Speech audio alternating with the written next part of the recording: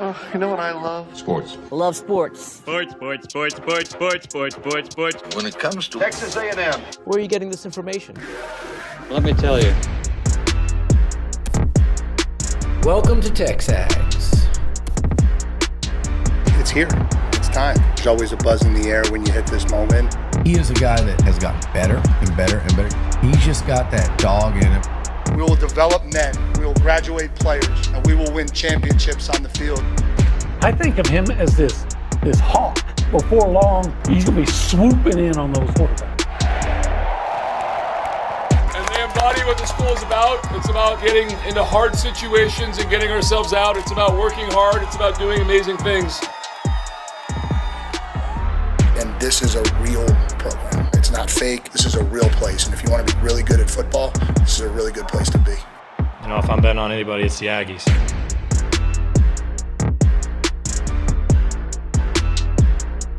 Indiana, your national champions, in a game that was pretty close. As expected. Yeah. You know, when that Miami defense is sick. It's really good, that pass rush. Now, they're not great in the secondary, but you know who is? Indiana. Yeah. They don't miss tackles in the secondary. And I think that's one of those underappreciated reasons that they're champions. They're so well coached, and they just tackle well. You know, it's interesting what information does for perception, right? Okay. So a year and a half ago, on this show, probably at the Holistic Planning Cool Zone, we're just like, we just don't believe in Indiana. Mm-hmm. And the reasons for it were history and a coach that we didn't really know much about. We knew he had a reputation at the smaller schools, right? Right. We knew he was a Saban disciple, but there's many of those out there. And now, what he has done in 2 years is the best coaching job that I've probably ever seen. Because I put it because there, the best coach I've ever seen is Nick Saban. I think in any sport. Okay, but how Nick Saban did it, and the way Phil Jackson did it, the way Greg Popovich did it. I'm just giving names of elite coaches in their fields.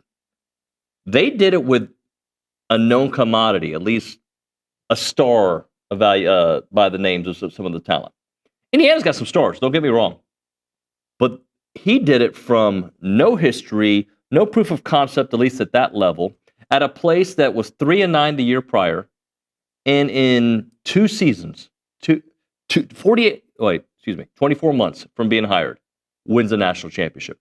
That's unheard of. That is a movie. Yeah, it's incredible. You know, I hear people say it's the greatest coaching turnaround ever, and I agree. And they talked about, well, Bill Snyder at Kansas State. Well, Bill Snyder played purposely. I mean, he made Kansas State turn them around. But, you know, their success was somewhat deceptive because they played in a really bad Big 8, and they would play like 2 FCS. I mean, they played the weakest non-conference schedule they could. And then I think what the coach that comes to mind when I make comparisons was Howard Schnellenberger, because people don't understand how bad Miami was before Howard Schnellenberger. And it took him 4 years to win a national championship. Didn't have the portal. Yep. But Indiana, is that right? That they're historically the losingest program in college football? Not anymore. And in 2 years, this guy comes in, wins the national championship, and beats some of the bluest of blue bloods on the way. Yeah. Incredible. Kirk Cignetti. That Fernando Mendoza touchdown run. Oh my gosh. That, like, if that doesn't make you want to root for him and them, like, you don't think of quarterbacks known for their arms to do that, right? And just to keep on going. Gutsy performance. I don't know, and this gets me in trouble on this show, but I don't know if that run trumps the Vince Young run, because Indiana had the lead. Mm-hmm. But in terms of the sheer, I'm talking about importance of the play, but in terms of the sheer effort to take off. He has to get to the 8-yard line, makes a cut, a really good cut, a running back style cut. And then to get the first down, excuse me, then around the 5, he gets hit by 3 guys. Yeah. Breaks tackles, spin off, and then lunging while taking a hit from behind and not fumbling and getting that. That was kind of John Elway Super Bowl-esque. It was. That was as spectacular a play as you'll see. I would say the difference with Vince and with Fernando is with Vince, you kind of knew he could. I don't think I would have thought of Fernando doing that. I could see Vince doing that. Yeah, I'm just saying. Yeah. Look, the play itself, the effort was obviously a better effort. I'm just saying that he had the lead. So if he doesn't make it, they might still win. Yeah. Right? But, I mean, it's that kind of play. In college football annals, that Vince Young play is iconic, right? That was that's at least equally iconic. So I don't think you were here the other day, but we were just in the studio chatting away about the greatest college football teams we've ever seen. Okay. And I'd like to bring that on air for a moment because Indiana might be on there. It might be on the list. I don't know. I don't like saying it right after a game. I like some time to kind of look back. Nebraska 95. I had them on my list. Yeah. My number 1 is 01 Miami. Yeah, I mean, maybe. But that Nebraska team, remember, they won the national championship beating Florida something like 60-20. Yeah. I mean, that was a machine. I have 01 Miami because of the sheer NFL talent. Yeah, and I understand that, but Miami has last night had more NFL talent than Indiana Yeah, does, absolutely. So. No, but I mean, that Miami team went undefeated. They have Hall of Famers, Ken Dorsey, Clinton Portis, Andre Johnson, Ed Reed, Jonathan Vilma, Vince Wilfork, just loaded. But the difference, like if you were to take the greatest teams that we've ever seen play, okay? Maybe you want to put 2019 LSU. Maybe you want to put Indiana yesterday. Maybe you want to put the 01 Miami team. I maybe would say put the LSU maybe is the best offense ever. Okay. I don't know if they're the best team. But Oklahoma in like 85 or 86. But if you put them in this mythical tournament, okay? I think you put 2020 Alabama maybe. Didn't they have 3 Heisman Trophy finalists? Well, I mean, they had probably the best core receivers I ever saw. So you put them all in a tournament. I think the differentiating factor in all of that is the head coach. Because Larry Coker on one, Ed Orgeron on the other, Tom Osborne, Nick Saban, Kurt Cignetti. Yeah. So if you have them all at that same level and you do this mythical tournament, you're going to have more than one Miami team in this tournament. Yeah, you can. Yeah. Because one of those Jimmy Johnson, and you know, Miami in 83, Nebraska was supposed to be a team nobody could beat. This is the great, they're always saying greatest team ever. And then they had Alonzo Highsmith. Who was Kosar the quarterback of that?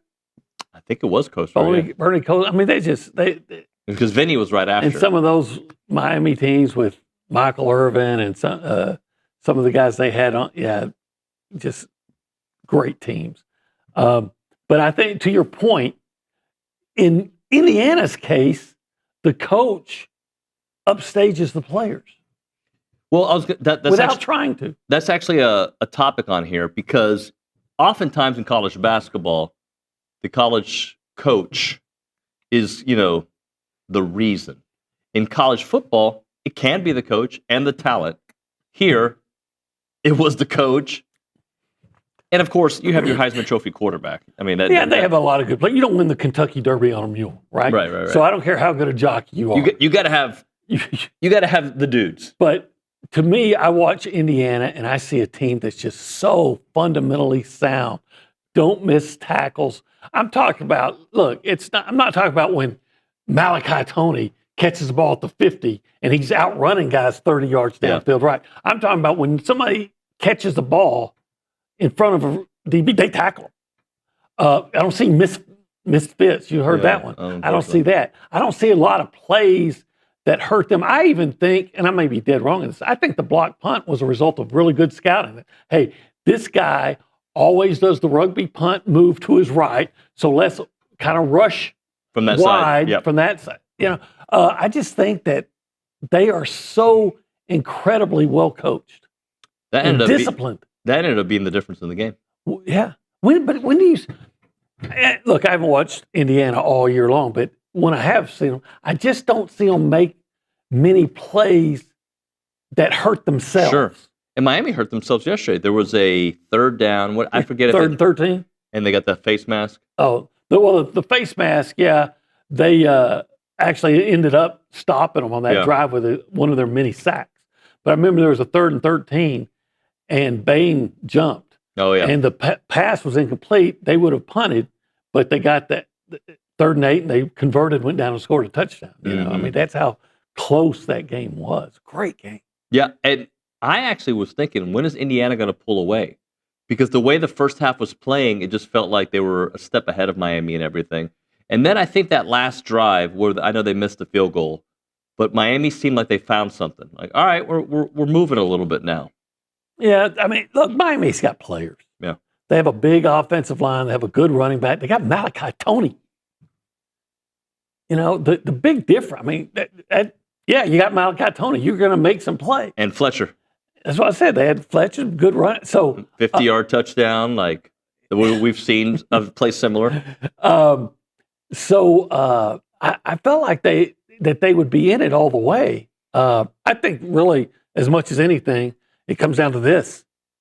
It's not just one thing, but one of the things you can look to is Fernando Mendoza is just a better quarterback than Carson Beck. Oh, yeah. Now, Carson made some nice plays, but does anybody in college football, and maybe even pro football, I'll say even in the NFL, how many quarterbacks out there, I'm not saying none, throw the back shoulder fade better than Fernando Mendoza? And if it's thrown well, you can't stop it. And to think Miami could have had him. Was Cristobal the coach that turned him down? I think so, yeah. Oh, my. And they played against each other a couple years back when he was at Cal. Yeah. And I think that game was like 39-38 or something to that effect, where Miami barely won against them. Well, I got to admit, I mean, I'd heard of him at Cal because, I might watch a game, the wife and all that. Coming into this season, I knew the name. I did not know the player. Mm-hmm. And now you do. How can you not, I mean, look, A&M is my team, always going to be. How can you not love Fernando Mendoza? Yeah. Just seems like a good kid. Everything about him. And he's great. And he plays hard, and he's always loves his teammates, and, he's just plays for his teammates, plays for his... Fernando Mendoza is everything that's right with sports. But that's a movie, right? The Indiana story, really the Fernando Mendoza story. It's going to be a movie. It's Disney's got that one, right? I hope somebody better. Yeah, they'll ruin it. They'll be like, look at the evil people keeping him down, and yet he. Now, who's going to play him? Who's going to play Fernando Mendoza? Who's your Cuban actor that's going to play? I don't know if you get a Cuban actor for that role. Justin wants to do it. I'll shave. I'll do it for Fernando. Who did they say you look like? Nick Kroll? Is that what they said? Yeah, yesterday I looked like Nick Kroll. Huh? You know who Nick Kroll is? No. Some Cuban dude, I guess. No, he's not Cuban. he's Jewish. He's not part of our community. He's part of the Richards. Anyway. There's got to be a young Cuban actor out there ready. Yeah, I don't think you get a Cuban for that role. Okay. I think you get like a Opie. Opie? Not the Mayberry guy? Ron Howard. But like a younger version. That's Fernando gives me that vibe. If you don't get at least a Latino, how you shouldn't be doing this role. But he's great. And on top of that, his mother with MS. I mean, you're right. Just the story could not be more perfect. Yeah, it was great. And that would be a great story if he did it as the quarterback of Alabama. But to do it at Indiana, the team whose suckage historically is unrivaled. So what does that mean for A&M? It means that this can be done here. If it can be done at Indiana, it can be done anywhere. And you know what? I hate? I'm going on one. I hate when national media types say, college football is just better when Notre Dame is good. I'm like, what could be better than what we saw last night? That was a really good game, too. Yeah, it was. Just a really good game. And I was happy. The first half, I was like, but that second half was fantastic. But you know what? I was loving the first half. Because of the defense? I love good defense, Yeah. slobber knocker football, when guys are just pummeling each other. Yeah. That was good old-fashioned physical, I'm a badass than you are kind of game. And then it BBA. opened up in the second half. Yeah, it did. Hey, this is TexAgs Live.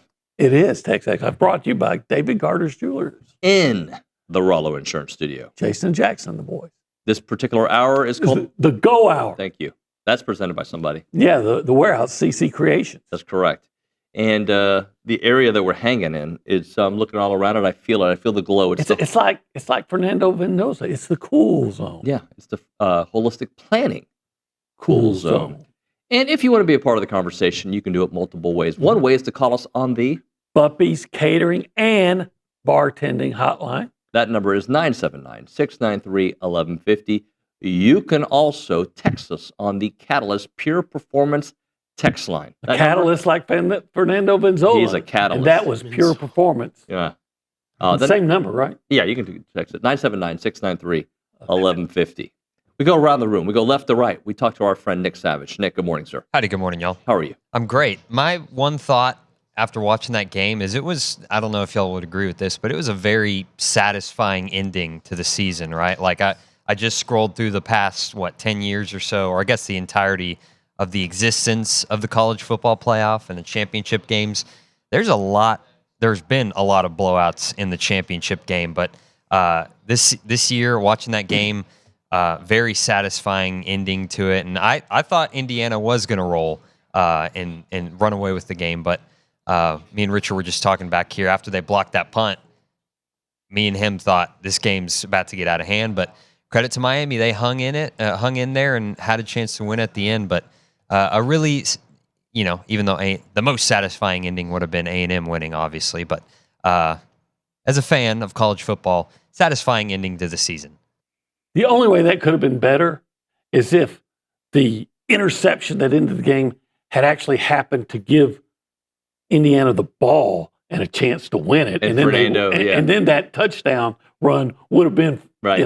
But now we're just, asking now for we're too asking much. for Hollywood to get involved. Now you're doing a Disney movie. Well, I'm doing what the Disney would do to it. Yeah. They would pervert it Let's without it needing to be. Let's go to the Agri Reviews and Social Center, and that's where we find Justine. I'm back. I'm glad to be here. How y'all doing? Hey, buddy. How are you? I'm doing really good. I agree with what Nick said. It was a very satisfying climax to the season. I think the back and forth is great. I agree with OB that sometimes sluggish football is not fun to watch, but it was really defensively sound from both sides. Like, they were making tackles. I know there was that one run where Fletcher was like on the way to breaking a possible another long touchdown, and he was clipped like right at this line of scrimmage. He only got like 5 yards. So like really good defense early on, and then it was fireworks in the second half. You know what I had a problem with in that game? I don't know. The officiating. Now, I don't... Signetti, a problem with it? Well, I don't mind that they were letting them play a little bit and got a little handsy, as long as you're consistent on both, and they were. But I'm watching Miami just be, quite frankly, dirty early. And they're cheap-shotting Mendoza. One time I thought they might get if not a late hit, a targeting. It busted his lip, hit him in the chin. And they're just, and they're not calling anything. I can think of Signetti at halftime said 3 times they should have, and he was right. He was right. And then, okay, if that's how you're going to call it. But then late, they called a late hit or roughing the passer on Beck, against Beck.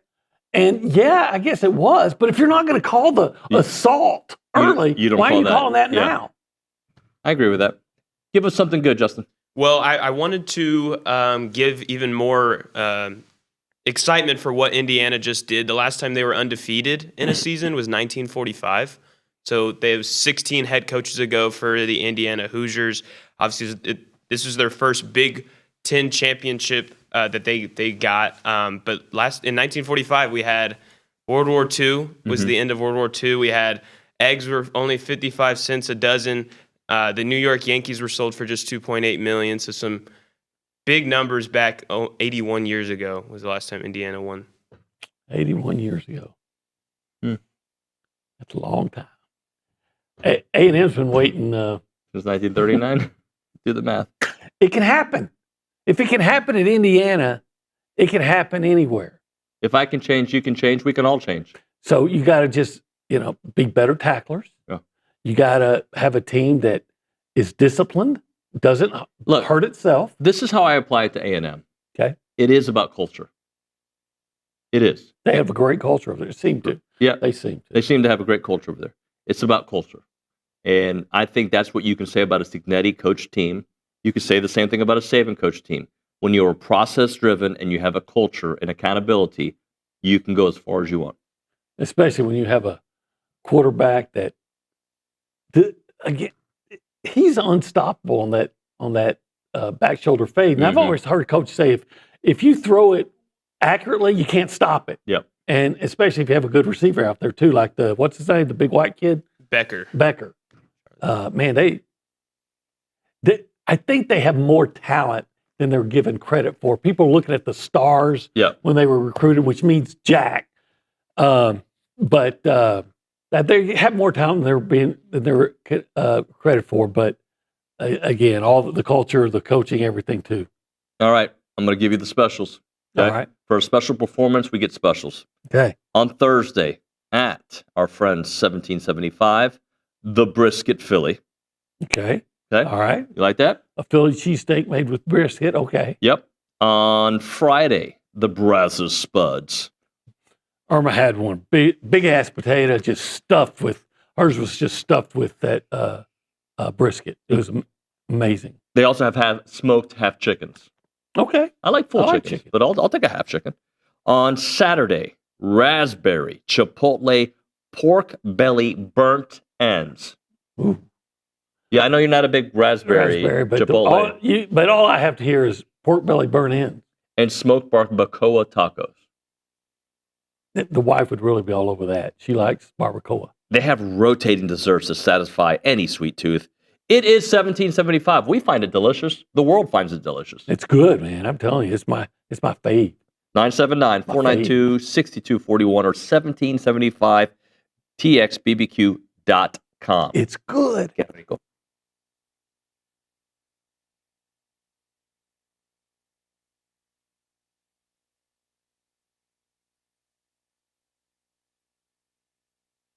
Hey guys, David Nuño here to talk about our new partners with EventPipe. They are a leader in hotel booking technology, and now they're giving you a chance to support Aggie student athletes every time that you travel. Thanks to their partnership with United and EventPipe, whether you're heading into a game, a business trip, or family vacation, every room that you book comes with cash back in the pockets of Aggie athletes. That's a wonderful deal. And with EventPipe, you'll get discounted hotel rates up to 20% lower than the major travel sites while enjoying a fast, easy booking process. They've even created Presto, EventPipe's quick launch booking solution.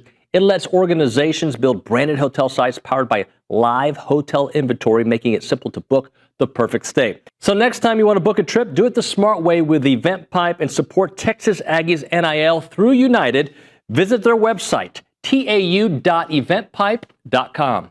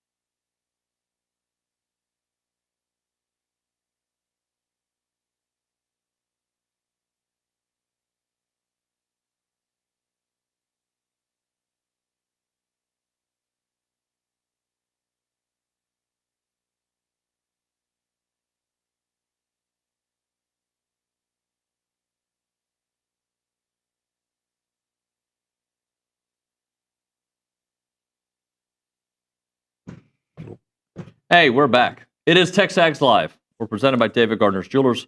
We're in the Rollo Insurance Studios to go hour, presented by the Warehouse at CC Creations, and we're hanging out at the Holistic Planning Cool Zone. OB, it is now time for the Knockout Performer of the Week, brought to you by TKO Equipment. Rent, sell, lease, or rent to buy TKO Equipment, which is your trusted source for used heavy equipment. Now, Troy from TKO has a special request. Okay. All right, so I usually give you the first one. Yeah. I'm going to give him the first one ever, okay? All right. And this one I think you'll appreciate. Okay. How about the Jamie Vincent dunk? That was pretty. Wasn't it That nice? was good. Alley-oop, and he posterized the 7-footer from Texas? Yeah. Volkanowski or Volkanau? No, that's UFC. Yeah. Volcatitis. Volcatitis, that's right. The appendicitis? Appendicitis. Look, that dunk right here was just beautiful. It was. But now I'll let you have the first one. Well, it'd be easy to say Fernando Mendoza. Well, then do it. No, because I'm always going to be A&M first. Okay. And I got to tell you that I could come up with 3 guys. In education, what do they say is the key to the basis of education? I don't know. So 3 R's: reading, writing, and arithmetic. Obviously, spelling is not involved in there. But the 3 R's that schooled Texas. Tell me more. Was Rylan, Ruben, and Rashawn. Okay, well, we have 2 of those names on there. We can add the third one. Ruben Dominguez, who at some point Luke will allow me to interview. Rylan Griffin, the second half performance, 17 points. 10 points in the first 4 minutes, a 4-point play, and then 2 3-point goals on top of that. And then Rashawn Agee. Rashawn Agee, 6'5" and a quarter barefooted, and he goes out and just outplays appendicitis, bursitis, whatever his name is. And he just outplays him with a double, 17 and 11? 17 and 11. Yeah, and the other guy gets 3, the Texas guy gets 3 points. Now, that wasn't all Rashawn doing it on defensively, because Jamie Vincent, we talked about, came in. But, man. And then Ruben Dominguez, our guy. Yeah, he's all. He could play Fernando in the movie. He only had 10 points? Mm-hmm. Man, that surprised me. I remember he came in, he got fouled shooting a 3, and we nailed 3 free throws. Played good ball. He did play very good ball. And yes, we got to put Indiana on there. They won the national championship. And Fernando, our guy. Here's the run. Here's the famous run. Look at that. That lunge, and he gets hit. How many times would you see a guy lunging like that, get hit from behind, and that ball would go? Of course, there's already a touchdown before he gets hit because the ball is even with the goal line. But, man, what an effort. How can you not just love that? Yeah, you can love it. And unless you're a Miami fan, right? Then you hate that. Yeah, then you hate it, but you got to respect it. Yeah. You don't have to love me, but you got to respect me. So now Signetti gets that championship, and now it does change. He just wins. He did. Googling. I have actually. I have too. But now with that championship, now I think it is fair to say, is he the best coach in college football? And I'm saying yes. Yeah. I mean, some guys, you go places, and like I said the other day when we were talking about Kirby Smart, some places you got to screw it up not to be successful, right? Because they're just set up for success. Indiana's not one of those places. Indiana. Okay, what about A&M? Set up for success here, right? Well, if that's the case, then they've been screwing it up a long time. And I'm not saying Mike Elko's screwing it up, but, again, it's been since 39. And then they haven't always been set up for success. I think A&M has I've said this before. I think A&M finally started realizing what it takes to win at a high level in around 2013. Yeah. And they said, okay, we got to invest to win. And for a long time, A&M wanted to win on the cheap. I always say they wanted to play at the $100 tables, but they only wanted to bring one $100 bill. Right. And now they say, okay, we got to bring a whole load of cash. But unless you're Frank Signetti, that doesn't necessarily translate to winning championships right away. It's a process. And let's face it, A&M's not that far away. We just saw them 5 yards away from at least being tied, and other plays away from beating Miami, which was really close to winning the national championship. So they're not that far away. The problem is The next step is the hardest step. Well, and I will say again, part of the reason I think I don't, you guys process however you process, is because the worst brand of football happened at the end. Now, you can say part of that is because you took on two of the better teams on your schedule, right? But to me, that brand of football I saw at the end of the year wasn't their best brand of football. It just wasn't. And that's why I struggle with it, because the last 8 quarters were the worst 8 quarters. Yeah, look, I've said I think they peaked in that second half against LSU. And I don't know if something happened in their minds after that, like, hey, we've arrived, instead of saying, hey, we're arriving. Mm-hmm. I mean, I don't know. And maybe that's wrong. Maybe it's right. Never know. But I just don't think, even with the game at Missouri, I don't think they were the same team after that game. All right, let's hit a break. We'll come back with Charean the Dream. Right now, we're talking about Rollo Insurance, and at Rollo Insurance, you're going to get a personal agent with a direct number. You're going to call them. You're going to talk to them. You're not going to get a call center, not an automated system. They are the official insurance provider of TexAgs Live, and the difference is real. They've got 60 offices in the great state of Texas, and you know about their headquarters right here in College Station on Highway 6. Whether it's home, auto, or business, ranch insurance, start a relationship with an expert who puts you first. Your agent becomes familiar with your specific situation, providing a customized protection that mass market insurers simply cannot match. When you need advice or you have a claim, you'll speak directly with someone who knows you by name. That's the Rollo difference. Visit rolloinsurance.com/TexAgs, rolloinsurance.com/TexAgs, or call them up, 888-44-ROLLO. That is 888-44-ROLLO. It's Rollo Insurance.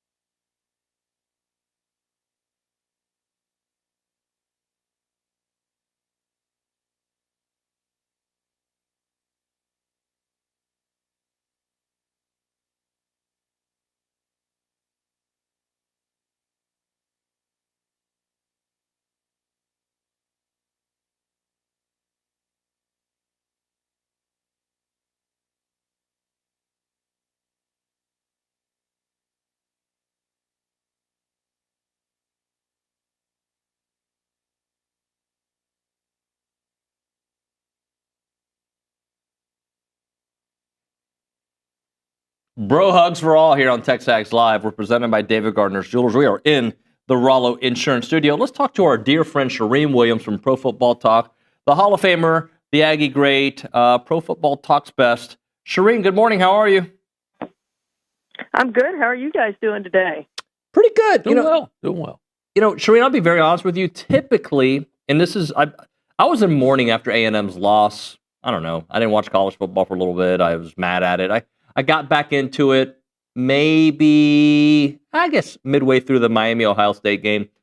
But that game last night really, I thought, put a nicely tied bow on the season. I really enjoyed watching Indiana's story. I enjoyed watching Miami's story from being a 10 seed. So just what was your take on last night and just the season overall? Boy, as I was watching that game, I'm thinking, man, there are a lot of players on these two teams that if I'm an NFL team, I'm drooling over right now. I mean, you look at how good Bain was, and Mendoza just has it. And they're going to pick him apart starting probably today. We're going to hear all the things that Fernando Mendoza cannot do. Why he's not a generational talent, why he in past drafts he wouldn't have been the number one. We're going to hear all of that. I get all that. But when I watch him play, I just see the it factor. Guys gravitate toward him. That touchdown run that he had, he just wills his team to victory, and he doesn't turn the ball over. And you saw, if you watched any of the Texans game on Sunday, how important it is just not to turn the ball over. This team didn't fumble, had no fumbles lost since the season opener. They protect the football, and you just see how important that is. They do all the little things right. But I just think he's going to be a really good talent. But just as I'm watching that game, I just see all this talent. I'm like, yeah, I want him on my team. And it was a good game. It was a good finish. I didn't think the first half was very good. In fact, I texted at one point and said, this is a really boring game. It just wasn't that much in the first half, but second half certainly made up for it, and it turned out to be a really good game, really good finish. And congratulations to Indiana for doing something they had never done before. I have to admit, I'm jealous today. I'm envious. That's what I want. I want people to be saying, hey, Texas A&M finally did it for the first time in however many years ago it was that we won one. So I want that. As an A&M fan, let me say this, Charean. Respectfully, I disagree with you about that first half because I don't have a problem with physical defensive football where guys are just knocking the crap out of each other and playing that hard. But, you're entitled to your opinion. Now, that said, I want to know, from your A&M perspective, do you feel more optimistic about A&M? Indiana winning. Does that make you more optimistic about the possibilities of A&M, or does it just make you more frustrated that, A&M couldn't get further this year? Well, that's a great question. I think Indiana winning it gives hope to everybody who hasn't won it in recent years. And I think it gives hope to teams that have never won it and teams that don't seem to have any hope. I think it gives everybody an opportunity to say, hey, we can do this too. It doesn't take signing 5 stars. It doesn't take spending more than everybody else. It takes picking out the best players. Having a great coach, that's number one. You got to have a great coach. You have the great coach picking out the right players that fit the system who are going to do the right things. This is a team that just didn't make mistakes. It didn't beat itself. They were going to force you to beat them, and no one did this year. Ohio State came very close. Miami, they were behind the whole time, but, they had an opportunity at the end to get it done. But it's just a team that wasn't going to beat itself. And so I think it should give hope to every team and every fan of the non-Ohio States and non-Michigans and the teams that have won it here in the past 5 or 6 years, the Georgias and all that. They expect it, and I think it's gotten to a point where all of us should expect it. It just goes back to picking the right players who fit your system, who are going to do the right thing. Charean, let's move to the NFL for a bit. The Texans, what's going to happen with them? CJ looked so out of sorts. He hasn't looked the same since his rookie year. I know that D'Amico Ryans was non-committal on the future of their offensive coordinator, who's only been there for a season. They already made a move last year. What do you think's up with the Texans here in the near future? Well, they have some huge decision to make about that offense. Do you keep Nick Caley here? Do you move on from him and have a third offensive coordinator in 3 years? It's a tough decision, but there's some really good coordinators out in the open market. I'd love to see Mike McDaniel take over this offense, and I just think he's so creative and can do so many great things. I think he'd be very, very good. But they have decisions to make on C.J. Stroud's future as well. He's eligible for a contract extension. You've got to decide on his fifth-year option on his rookie contract. I think they will pick up the fifth-year option.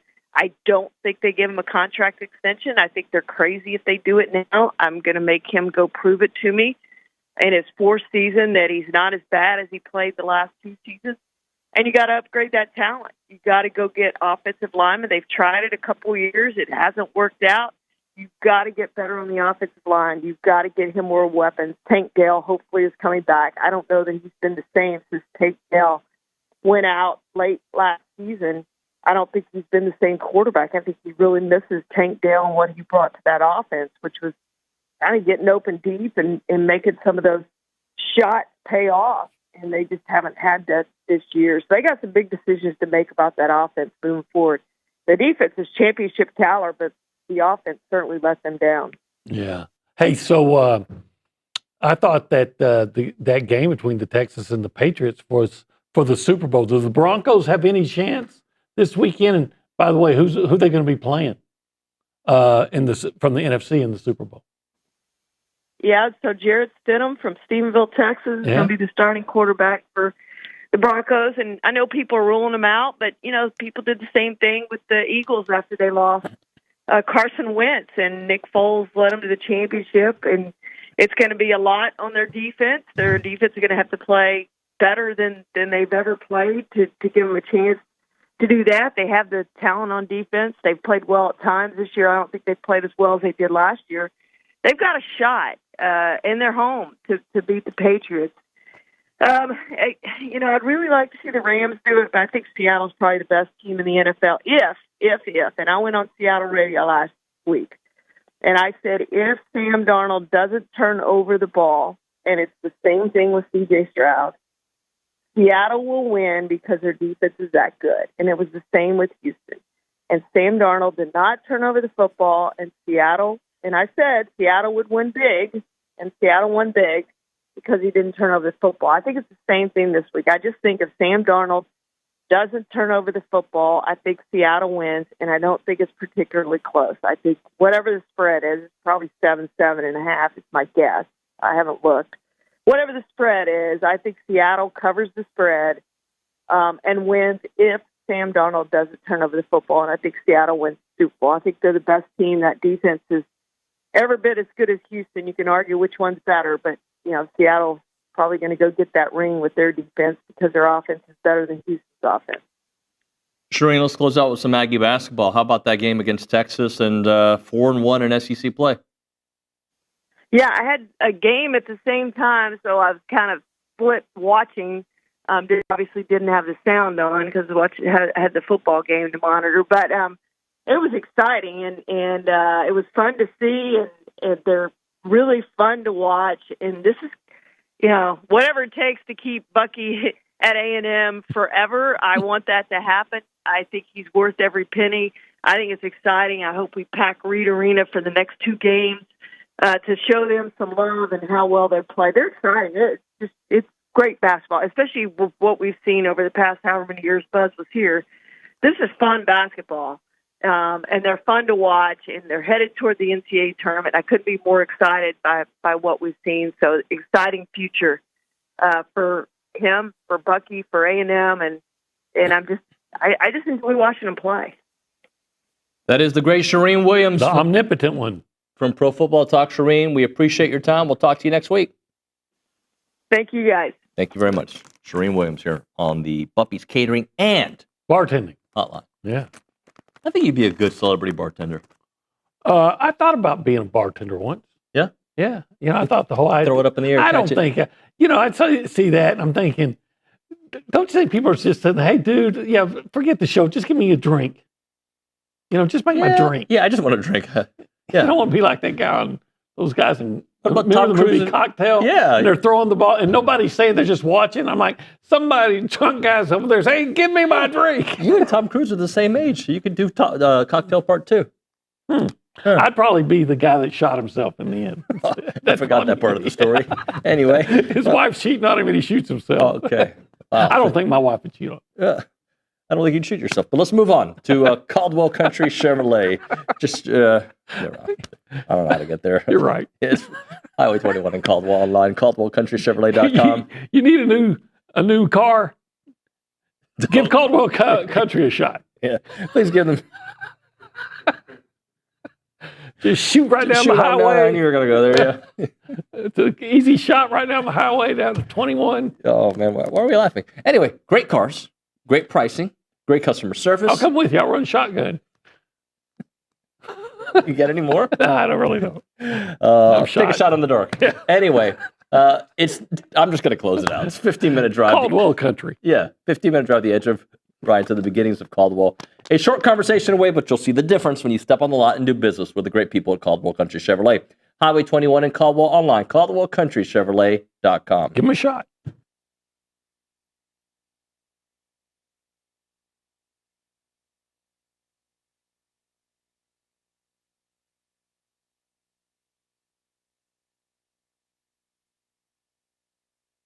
All right, we're talking about Burlebo, the heart of Texas, more than an outdoor lifestyle brand. It's products created with you in mind. Currently, I'm wearing the Performance Polo, the Texas Maroon and Gray. If you look into it, you've got the state of Texas in gray, and you also got it in maroon. It's one of their highest, most popular sales that they have there. It is really nice.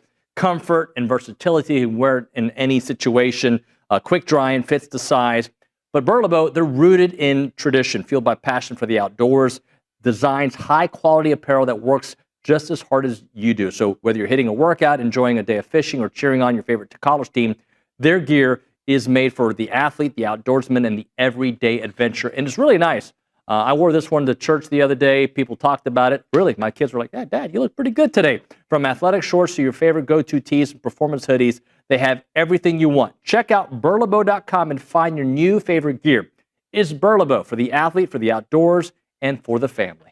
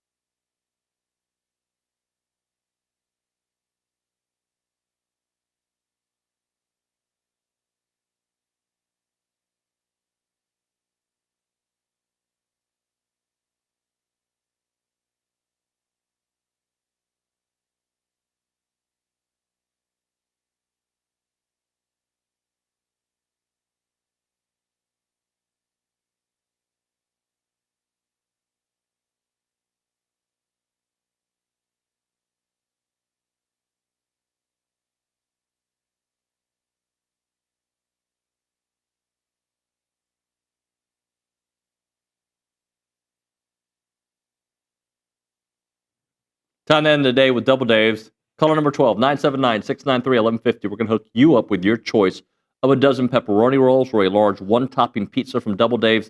They've been serving Aggie land since 1984 with your favorite pizza and, of course, those world-famous pepperoni rolls. Reliable in-house delivery, bringing piping hot goodness straight to your door. Just click on doubledaves.com, and your favorites are on their way. Holistic Planning, Cool Zone, OB, Nuño. So, all right, I'm getting mixed reviews or mixed signals from people. About what? So, my kids and I were all in the same room, all have iPhones. We all looked at our weather app, and all three of us had different weather popping up for the next few days. I don't know if that's ever happened. We could probably do that experiment right now. You have your phone on you? Well, it's over on the All right. Well, I lost interest. Anyway, is it supposed to snow or not this weekend? snow. What? I hope not. I think Saturday is like winter. Yeah, I didn't mix. know anything about this Low of weekend's 27 weather on until I Sunday. saw your rundown, and I looked, and yeah, mine said snow. Oh, God. Yeah. Wintry mix is what mine said, but Annalisa said snow. And Cruz is like, it just says rain on mine. All of us in the same room. So what I got to do now is go out and put all the covers on my outside faucets. You haven't already done that? Oh, no, well, faucets. now. Yeah. On the outside faucets. Then you got to open up every cabinet to a water pipes under the sinks and get the sinks, everything dripping. Oh, gosh, what a pain in it. So it is. Google, what does Mr. Google tell you? This weekend, Saturday and Sunday are expected to be in the 20s. But with low. wintry mix. On Saturday, there's supposed to be rain. Sunday didn't say. Sunday 70%, Saturday 100%. But I'm trying to understand. Maybe it's the timing of it because I'm not that smart. But if it's in the 20s and it rains, that's snow. No, it might be ice. It might be sleet. Yeah. David, can you get up behind you on the holistic planning cool zone and give us a little? Here in this region, we've got here. Hemispheric pressure. I don't know. We should have no trouble getting a meteorologist to come over here. And yeah, we know. Help us out. There's 100 of them. Max might be listening right now. Well, you have more weathermen or veterinarians coming out of A&M now. When I worked at Channel 13. More engineers than anything. Right? Travis Herzog, chief meteorologist, and Aggie. Yeah, I mean, they're everywhere. Yeah. Veterinarians. Not many sports journalists. No, they all go to Texas and Missouri. Yeah, but are they, well, the Missouri, but I'm sure there are some high-level Texas sports journalists, are there? I don't know. I'm sure there are, but. From A&M? No, from Texas. Kurt Bowles? Yeah, Kurt Bowles. He went to Texas? Richard Justice. Oh, Big Dick Justice? That's my guy. My buddy. We did a show together. I called him that. Wow. Okay. I did. That was the show. I get it. MLB Network. What was his name? We'll be back. Thanks for watching. I lost my...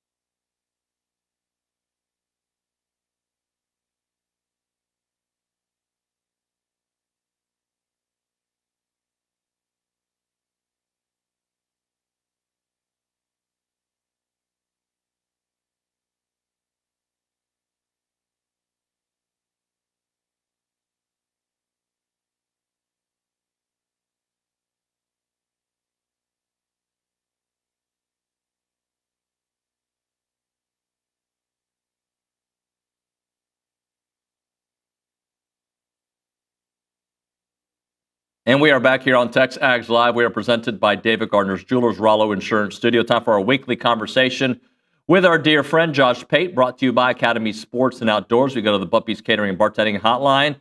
Josh, I think you're going to enjoy our latest Academy commercial that's coming out, I think, in the next day or two. You know, we do some reels with Academy. It's a New Year's resolutions one where I get to go to my MMA gym. So I think you'll appreciate that one when it comes out. Ow. You telling me I can just get that free? I just get to watch that? No charge? Well, there isn't really a lot of fighting in it, but there is a lot of home gym advice in it. And I know when you travel, you find a gym to go to, or you'll do the hotel if you have to. Yeah. Hey, yesterday, man, woke up. So it was like 20 degrees in Nashville. Luckily, I wasn't in Nashville. I was in one of those gyms on Miami Beach where there's a window and then there's the beach and then there's the ocean and some palm trees and you're on an elliptical and you're thinking to yourself, I'm not sure I want to go home tonight. But yet I came home last night. Hey, man, that game last night, it really made me, I really enjoyed it. Like, sometimes when A&M's not involved, I get mad and I just watch it because I'm supposed to talk about it, right? Like I got emotional issues when it comes to A&M football. But that was a good ending to the season. That was a great game. I thought the second half was a heavyweight fight. Mm-hmm. I thought you ever seen the movie Perfect Storm? Not sure. Who's in it? All right. George Clooney, big movie. I would highly suggest you go watch it, based on a true story too. So I don't know if I want to spoiler alert. Anyway, there's a moment in the movie, David, where something terrible is happening. And it looks like it's about to let up. And it looks like they're home free. And then just reality resets in. And George Clooney's got this famous line, and it'll be out of context, so you're good here. But he just looks at the sky. He says, she's not going to let us out. And that's exactly how it felt standing on the sideline watching Miami get dealt gut punch after gut punch and answer after answer. There were like 3 big-time major league answers that they had in that second half. And every single time, it was the moment where during the commercial break, you're looking to your left and you're looking to your right saying, all right, here we go. We got him now. We got him where we want him now. Just let's get a stop. Let's get the ball back. And they could not get a stop and get the ball back. And time after time, it was Indiana saying, we're not going to let you out. You're not getting out of this. And you know how much I love a good dam analogy? They were the classic, the quintessential 11 holes in the dam, and you only got 10 fingers to plug them. And no matter what you do, you're going to have a leak somewhere. And Indiana, it's just too good. They were just too good. How far are we from Indiana, Fernando, the movie? Right? You know, like Disney's going to make this movie at some point, or somebody's going to make it. But like, I feel like if we read that script, we'd be like, dude, that would never happen. And we just saw it happen. 16-0, transfer quarterback, beating the hometown team that he wanted to play for. Like, all the recipe of an amazing story actually happened. It's so much basketball stuff. It's so much of the elements or layers that you're used to sort of saying in college basketball. And I'm never a football comparison guy, but for broad strokes purposes here, there's just a lot of stuff I thought wasn't possible in college football. And it's not like we don't see the changes going on, okay? Because I think in the future, when people tell the story or they make the movie, someone will sit there and say, yeah, but once the portal in NIL happened, obviously that was going to happen. This was never obvious. Never in a million years was this obvious, even with the changes. Because I knew that Cignetti brought his staff over from JMU. I knew he brought a bunch of the players. It's not like the roster was hidden from us in the preseason. Also, David, this team went to the playoffs last year.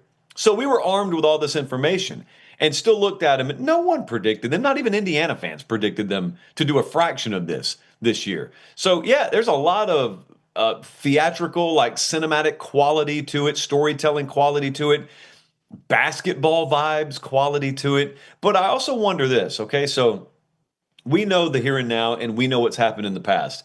But for everyone asking, like, how will this be remembered? What is the legacy of this team? Like, what impact did it have on college football? To be honest with you, I think I need 5 or 10 years to know definitively, because here's what I don't know.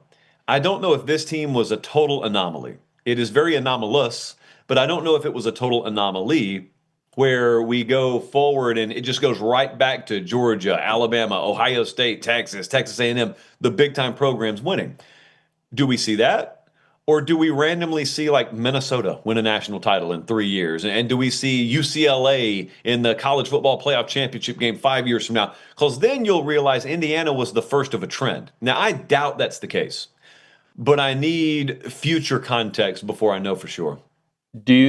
I know where you stand on expanded playoffs, but does the Miami story at all, 10 seed that didn't almost make the playoff, change anything about how you see of this expanded playoff? Not the 24, but maybe to the 12-16 model that we've talked about?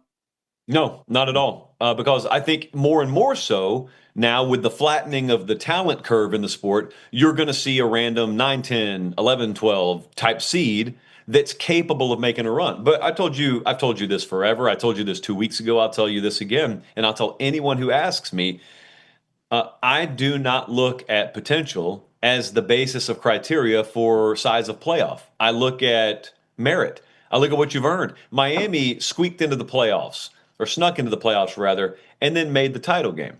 That's not evidence to me the playoff needed to be big enough or even bigger than it was. That's evidence to me that we've got it so big now that Miami was able to lose 2 regular season games and still get in. Like, to me, that's evidence that it's plenty big enough. The wider you cast that net, inevitably, the more teams you're going to catch in it. And inevitably, if you don't have superpower rosters anymore, a few of those teams any given year are going to be capable of making a run. You don't think Texas could have theoretically made a run this year? Maybe even Vandy. I don't know. They could have made a run. But what you could have done doesn't matter to me nearly as much as what you didn't do. Because had you done enough in the regular season, you would have been in. This is not the 2 or 4 team era anymore. So you don't have to be perfect anymore. So I'm a regular season absolutist. So I want the postseason format that puts the most pristine regular season on display. And if I start understanding at the beginning of the year, I can lose a quarter of my games and safely assume I'm in the playoff, that's detrimentally impacting the most valuable commodity we have, which is the regular season. All right, so you're not running college football yet. Hopefully one day. It is going to, okay, so we know that the Big Ten wants the 24 eventually, or at least they're using that as their negotiating tactic. The SEC wouldn't mind going to 16. It feels like a lot of conversation just to stay at 12 again, right? Is that basically where we're headed? I hope so, selfishly. I hope so, because I think it's so stupid that we don't just sit still for a little while. Mm-hmm. And remember last year, when we had the first year of the 12 team, we already had the headlines about them looking to expand before we had the first 12 team playoff. And then they changed the seeding, which, full disclosure, I thought was a proper move after 1 year. I don't mind that, David. I don't mind if you keep the size of it the same and you just tweak maybe how you seed. Or you tweak, for example, I'd love to wake up today to a headline that says, we're taking the second round games and putting them in home stadiums instead of neutral sites. I don't mind that. But to be sitting here after a grand total of 2 years sample size, and the number one headline in the sport, outside of Indiana just won the national title, is we're about to expand the playoff, is so stupid to me because you don't know what the norm is. You haven't even calibrated what the new norm is. That 24-team proposal, I don't know what to say, man. It defies all logic, and it is so emblematic of how void college football leadership is, case by case, of actual good ideas. That's all they have left. They just bankrupt themselves in A, B, C, D, but they know category E is the college football playoff. And so if we ever need money, if we ever need more money and printing money, we'll just make that thing bigger. Hey, man, that won't hurt anything. We'll just make that thing bigger. But it does feel like eventually that's coming, right? Like it just in the back of our minds, knowing the way the trend is, I feel like it's not going to go backwards. It's going to keep going bigger. I wish I could disagree with you. My instinct says that's more likely than not. I don't know how likely. I do hope. Let me rephrase. I was about to say I believe. I hope that Greg Sankey and the SEC really are as dug in on not going to 24 as it seems. Here's the problem with it. And here's where it takes a lot of discipline and it takes a lot of big picture thinking. It's a guarantee if you go to 24, you make more money. Okay, that's a guarantee. So right off the bat, that's the catch-22 issue with all of this is you're asking people whose main objective is to enrich their conferences and their member institutions to voluntarily decline bigger playoff paychecks for the greater good of the structure of the sport. Now, it's easy for me to sit here and say that. I'm not accountable to 14 or 16 or 18 university presidents. Those are not my bosses. I get to be my own boss, so I just get to look with no lenses attached at what I think the best interest of college football is. I understand it's a far more nuanced and layered issue for these guys, but it feels like for the moment, there's a little bit of an impasse. And the net result of that is we stay at 12 for now, but I just have to have my fingers crossed on it. Back to the football on the field, I should say. Let's talk about the importance of the right head coach. Because, look, I know Indiana's got a lot of talent, right? But we don't think of them in the Ohio State, Miami level of talent. And what Cignetti did, I told OB earlier, it feels more like a college basketball story, right? As you talked about a moment ago. And so let's talk about when you've got the right man and the right culture in today's college football, that I'm not saying Indiana's going to be replicated, but at least it seems like that is the winning formula. Yeah, I would agree. And I would say the winning principles have always been the winning principles. Like there was an old Bear Bryant quote, the same things that win have always won. We just find a different set of excuses when we lose, something along those lines. That is true to a point. I say to a point because I don't think this Indiana story was capable 10 years ago because you still had the mega power roster type teams out there. So I don't know that they were going to do this to one of the Georgia teams or that LSU 2019 or Alabama any number of years. However, that's not the landscape anymore. And so with the flattening of those talent rosters, then yes, it sort of moves the Overton window to a point where now there's several little plot points on the chart in play, the likes of which Indiana was. And if you do have all of those in play, like if you do have the right head coach, and if you got a veteran group, and they operate with the kind of efficiency that, frankly, I've never seen before. I don't know that I've ever seen a team operate. They almost operate like they're an AI version of a football team. Mm-hmm. You can't be perfect, but that's about as close to perfect in execution as I've seen over an extended period of time. If you do those things, they're going to win. They've always won to an extent, but they can literally win you a national championship now. But, you say that, David, and there are going to be a lot of people out there, now that Indiana won one, that look at it like college football's Roger Bannister sub 4-minute mile. Like now it finally got accomplished. Now one of the have-nots has finally won, so now a bunch of us can do it. Well, yes, you can do it. And maybe a couple of you will, for all I know. But I just look at how perfect the confluence of circumstances and factors and events had to be for this Indiana team.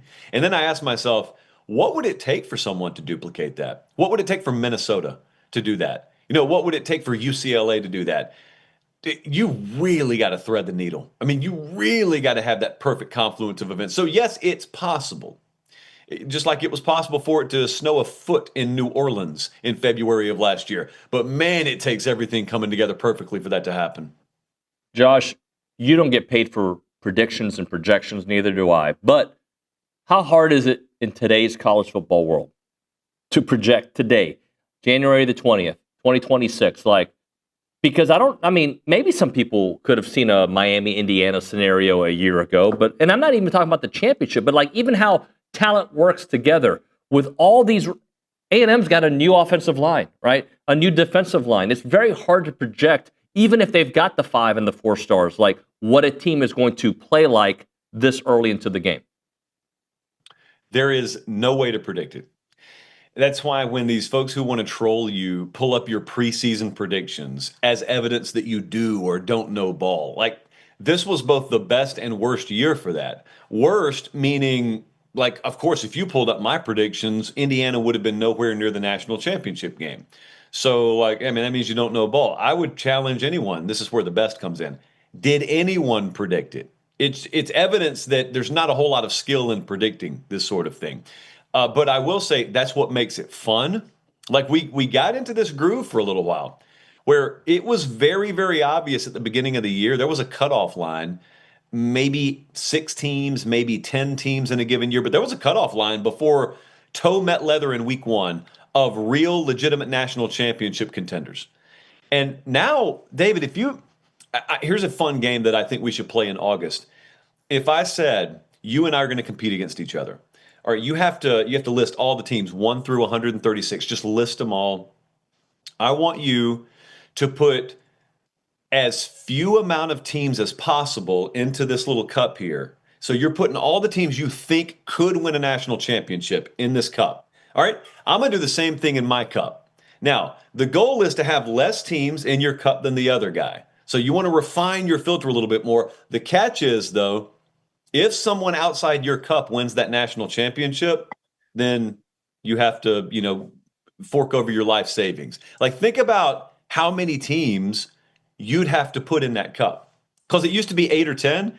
You're going like 25 or 30 teams deep using the new Indiana calibrated model. And to me, that's fun. Do you have a sense, and I'm asking you this after having this conversation, which is funny, of what A&M might be next year? Do you have any vibe at all, any feel? Because I don't. I mean, I think they can be good, but I don't have a sense yet. Yeah, what you're asking for in January, what you're asking for pre-spring, number one, you're asking to stay healthy. Of course, everyone is. But number two, you're asking, can we emerge from spring with a little bit of confidence that we're going to be within reach? We're going to be within arm's reach. All right, and then we'll figure it out like summer workouts. We'll get it straightened out during fall camp. We'll get the depth chart squared away. And then, like we said, with the expanded playoff, we don't have to be walking a tightrope in week 1, 2, 3, 4. We can drop one, although you don't want to. But it's kind of like you figure it out along the way. Miami is a perfect example of this. I mean, even walking out of that SMU game, they think their season's over as far as the playoff is concerned. And then they get back in it. But like they peaked late. So how would I have? Carson Beck didn't even participate in spring practice for Miami. He was hurt. So I remember going down there in spring and you're asking around and they're like, we feel as good as we can. But even their admission behind the scenes was, how can we know? We know his timetable is on track medically, and that's all we know. Like, how can we know? And I feel that way about a lot of teams. Josh, great stuff as always, man. I appreciate your time. I appreciate it, David. See you, man. Josh Pate there on the Bumpy's Catering and Bartending Hotline. We'll hit a break. We'll talk to Gerrod Chadwell on the other side, a little A&M women's golf. After that, the Craniac, Jake Crain and Company, going to join us. All right, if you're looking for real peace of mind when it comes to your money, check out Aggie on Paragon Financial Advisors. They're an independent fiduciary serving clients all across Texas. No sales pitches, no commissions, just honest financial planning and investment management. And what really sets them apart is the over 9 CFPs, the CPA, and the CFA all on staff. And they take their credentials seriously. They work tirelessly to help you build a future that you can feel good about. Go to paragon-adv.com or give them a call. 979-693-3907. That's 979-693-3907 to schedule your free consultation today. It is Paragon Financial Advisors. Integrity, expertise, and trust. Paragon Financial Advisors.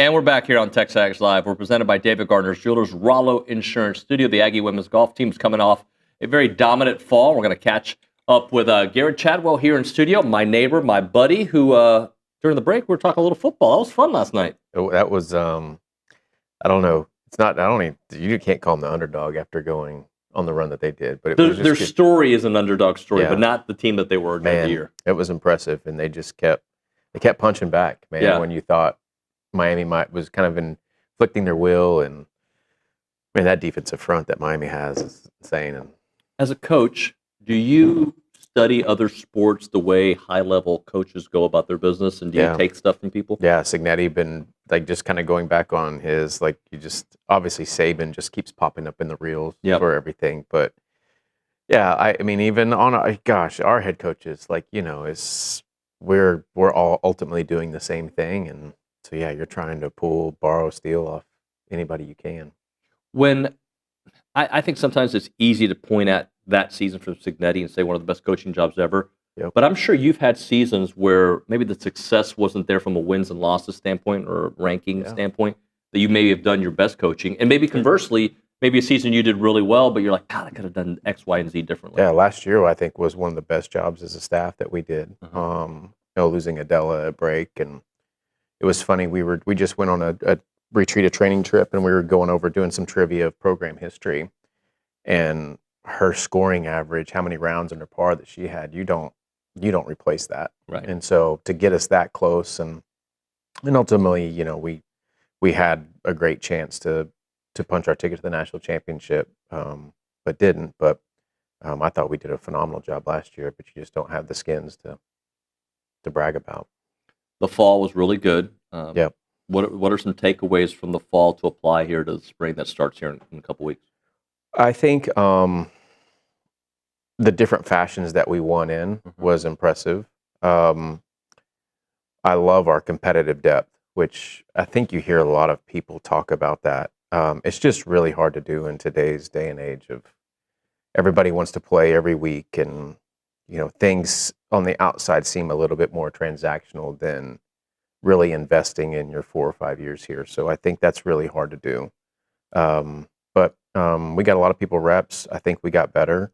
We've been blessed with a great winter here in Texas. So we've been continuing to add reps on top of that. And so I'm excited. We leave in a week and a half, and I'm ready to kind of see how this semester unfolds. It seems like everybody came back. Our first day back was just amazing. Yeah. Like it's like I told him this weekend, it's like a coach's dream when you just walk out for practice and everybody in our sport, everybody's doing what they personally need to do. And then maybe we do something as a group competitively or whatever, but it's player led and coach fed. Talk to us about Arizona and that experience. It's like it's like playing in a bubble. Yeah. Like it was just mid 70s, and but more or less just to get out. We try and do this at least at the beginning of one semester, but it's crazy when everybody comes back and just the chaos of 9-10 young ladies and their schedules and the change in that, trying to get everybody on the same page. But just to kind of get out of town and get the foundation set for a very long semester, things that we would like to accomplish, and really how we're going to do that. Everybody ultimately has the same goal at the end of the year, but really how are we going to do that and stay true to ourselves through all the ups and downs of the year is really what we focus on. Good bonding, but also a good time to get the mind right. Yeah, you get reps in, but you also just, I sent him a text before we took off for the airport, just be prepared to learn something about yourself and about your team. So I think we left closer together.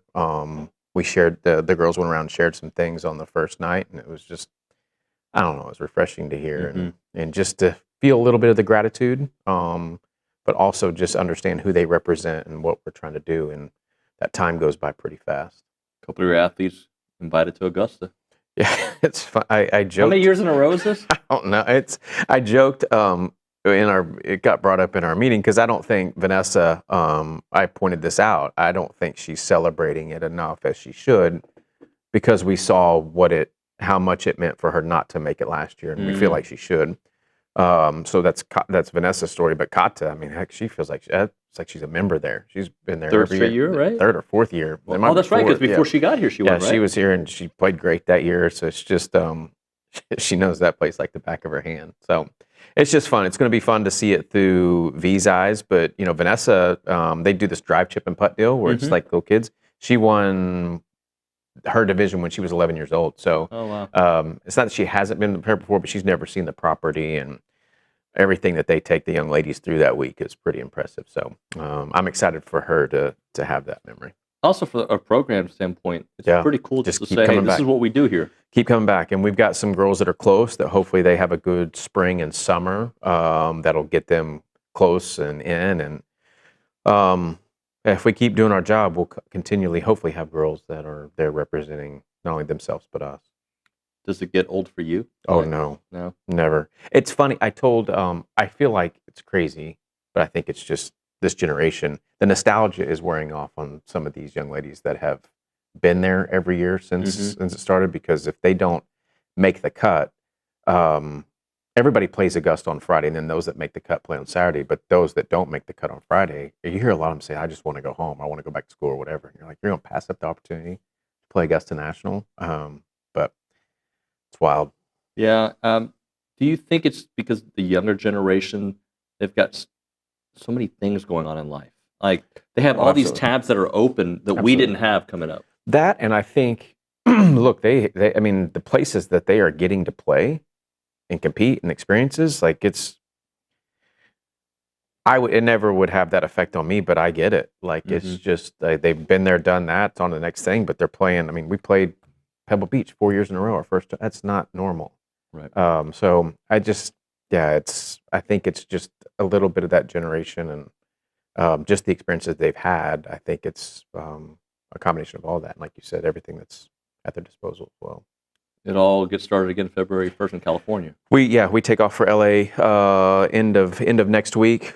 I'm excited for. It feels like we saw one half of the country in the fall, and we'll see more of a West Coast bias field for most of our spring. So I think we'll know where we stack up come April and May, and excited just to get on the road and start having some experiences that'll sharpen us up and make us better. April, you'll be at Traditions, right? April will be at Traditions. This year, it's a 3-day event. We're actually working on something for the Wednesday, the final round, where we can have people come out, tent, food, all that stuff to try and create some exposure to our young ladies, but also get them around our event and hear about Monica Welsh. And, it's a good day to come out and support the Aggies. And then talk to me a little bit about the depth, because we've always heard about the big names, right? Yeah. We know Kata, we know Vanessa, but this squad is pretty deep this year. Yeah, and you've got, you had a freshman class that was arguably maybe the best in the country coming in and playing right away, and then yet you forget that Kata's still just a junior, V's just a sophomore. Luis Rowe, who will factor into a lot of things for us, a transfer from Georgia Southern, and Sky Sudbury's been very consistent this year and played almost every event in the fall, and has played really good starting out this year. And so she's finally starting to show some consistency and staying in the lineup. And that's really hard to get in there. And we talked about that this weekend. Last year I thought our qualifying was just meh. And this year it's really hard. So it just creates a sharpness and edge every day that you show up that, man, it's just, I don't want to give up that spot. I don't want to coast. But we graduate Kennedy. We bring in Emery, a great freshman who's won in December and finished top 5 in South America. So hopefully we're better next year than this year. Yeah. But it's nice to have that. And then these younger ladies get to see kind of what the group in front of them did. And hopefully that just continues to feed itself. What can you tell the folks watching how they can help support you all? Well, currently I was leaving a meeting for a building. We're about to break ground on a facility, a learning center that is more indoor than what we have as a team building right now.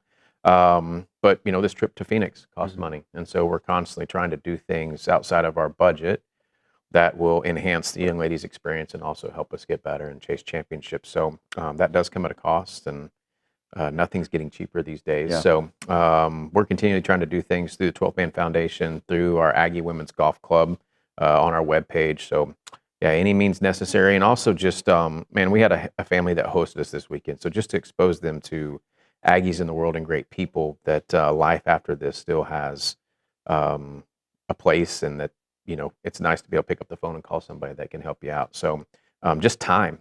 It doesn't always have to be money, but just sometimes time is just great for these young ladies. Appreciate you, sir. Absolutely. Thank you. Gerrod Chadwell here on TexAgs Live. When we come back, Jake Crain from Crain & Company from On3 will break down the game last night and look ahead next on TexAgs Live.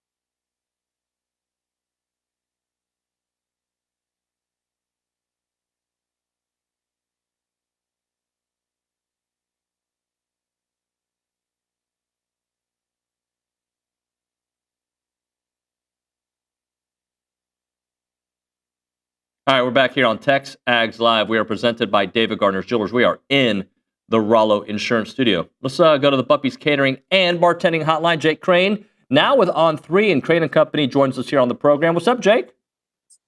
Guys, what is up? It's a little bittersweet today. College football season really never ends if you look at it a certain way, but wow, what a crazy year.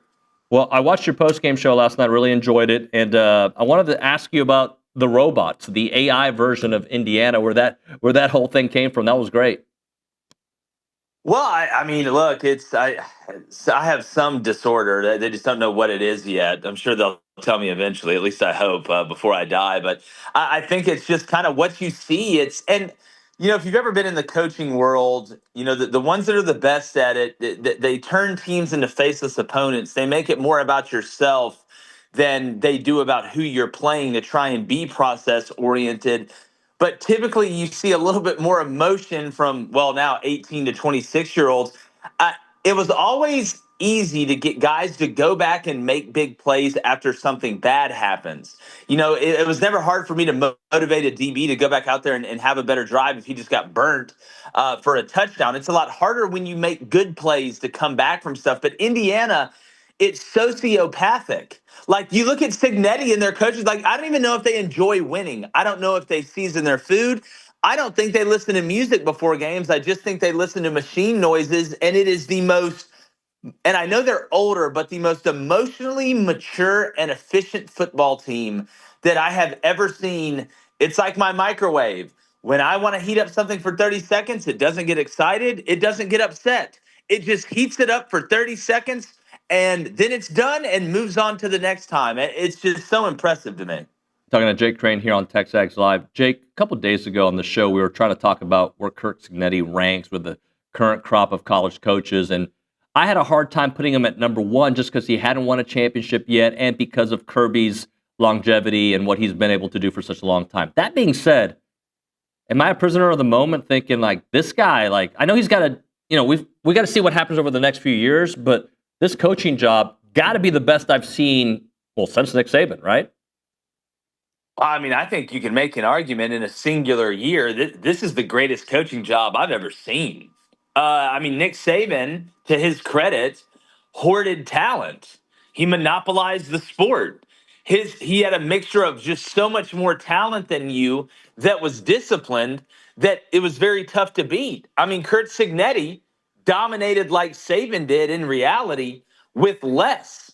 Now, I guess you could say the parity was a little bit more spread out, but at the end of the day, you took a team that was a good team athletically and dominated like they were superior athletically.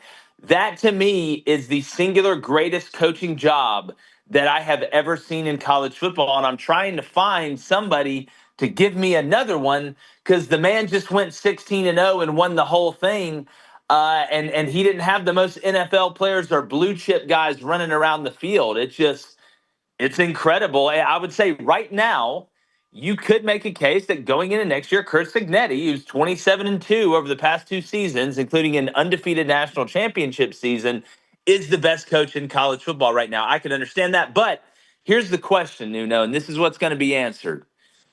Now that you're going to start stockpiling the higher profile talent, you're going to have to deal with higher profile personalities. Can you continue that same identity and culture that you started with guys that are going to be riding around in Lambos and Bugattis and going to Fashion Week in Milan? That's what I want to see.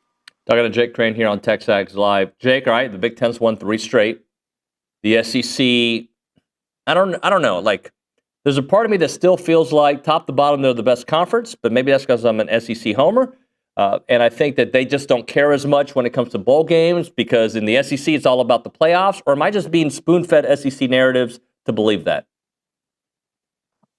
Well, look, multiple things can be true at once. I think for us to define who the best conference is, like, you can't just pick one metric.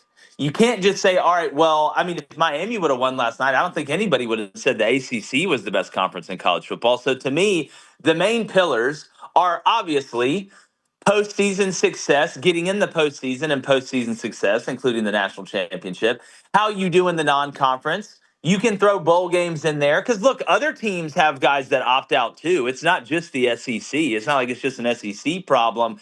And you'll never see in college football a run where a conference dominates every pillar, including NFL draft, including viewership, the way that the SEC did from about 2005 to 2020, because the landscape's totally different now. You can't monopolize the sport as a team like Nick Saban did, and I don't think you can monopolize all those pillars as a conference like the SEC did during that time frame. So while, yeah, the SEC has not continued to be the elite of the elite by a wide margin, you can still make an argument that top to bottom, the SEC is a better overall conference than the Big Ten. But at the top, the Big Ten has been better than the SEC. So again, which weighs more to you? Beauty's in the eye of the beholder. All right. So which conference has the best group of coaches? Group of coaches, I'm gonna say the Big Ten. I think the coaching staff. I think the Big Ten has outcoached the SEC. Like, look, I get it. Now that you can pay players and it's legal, like the guy who invented straws is at Michigan, and the guy who invented Pop-Tarts is like at Penn State or something like that. And Mark Cuban, wants to give Indiana $30 million for 0% of the company. I get that. But at the end of the day, I think these staffs, not just the head coaches, the staffs in the Big Ten have outcoached the SEC, and it just is what it is. Where do you think Miami goes from here? I mean, that defensive line was the difference for them this year. Where do they move from here? Well, they're going to continue to stay relevant. I mean, look, Miami was relevant last year. It's not like they were 5-7 a year ago, and they just caught lightning in a bottle. Mario Cristobal builds his teams from the inside out. You're going to see guys get drafted really high from Miami on both sides of the line of scrimmage, which is going to make guys want to continue to go to Miami. So I don't think they're going anywhere. It looks like Mintz is going to be the quarterback coming over from Duke to Miami. So they're going to have a solid guy at QB. They're in the ACC. Miami is going to continue to be a problem for college football. Now, will it be to the level that they kind of built this one up to be with Bain and Mesidor and all these guys? I don't think it'll be at that level.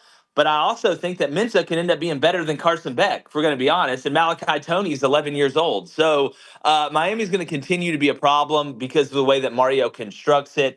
I would not be shocked at all to see them in the playoff next year. Talking to Jake Crain here on TexAgs Live. Jake, catch me up on, I've seen you on Twitter kind of responding, or X responding to folks about Auburn. I don't understand what some of the controversy is with Alex Golesh and his staff. So just kind of catch me up on the state of where Auburn is today. Well, I mean, the first thing you got to understand about Auburn is, we could strike oil in the middle of Toomer's Corner and people would still be upset and worried about like how the city's going to turn out. So like, regardless of what happens, worry and panic is the default state of an Auburn fan. So this isn't anything new. I just like with anything, with change, especially when a guy's coming over from a smaller place, everything is going to be looked at through a microscope. And if it doesn't all go perfect and you don't have the number one class, people are going to be worried that the sky's falling. At the end of the day, to me, you got a guy in that you needed to change the culture. And Golesh is a guy that is a change agent. He's going to come in and do it his way. But that's not the Brian Harsin way, where all you do is lift weights and talk about accountability. Like, he's actually going to go out there and recruit and like do the things you have to do and try and build that camaraderie. So I would leave the panicking Auburn fans, which is again probably about 60%. The minute they go out and beat Baylor, he'll be the smartest guy that ever walked on the planet. It's the same reason that people wanted to send Hugh Freeze 9 irons and golf bags after they beat Baylor with the golf controversy during the offseason. It's just, if you win, it's all beautiful, it's all cleared up, you can make no mistakes. Like Lane Kiffin could rob a bank in downtown Baton Rouge right now and they just give him the money. Like, he doesn't even need a gun. Jake, has your opinion on A&M changed the way the season ended, or maybe the way the Miami game went, the way Texas seemed to be pointing up at the end of the season? What's your opinion on 2025 A&M, and then your early thoughts on 26 A&M? Well, they did about exactly what I thought they were going to do. It was nice that A&M finally came through for the kid this past season. I've been kind of trying to build up not build up the hype train, but I love the Elko hire. For a lot of the same reasons I just kind of mentioned about Golesh and the way they go about things. A&M with Elko is here to stay. Like, this is not something that it was a flash in the pan or it was luck. A&M is constructing their program from an identity standpoint to be really tough on the line of scrimmage, to be a physical football team, to be able to be multiple and versatile on offense, and you continue to upgrade at the skill position with the talent you bring in. So A&M, again, they're building the house to last.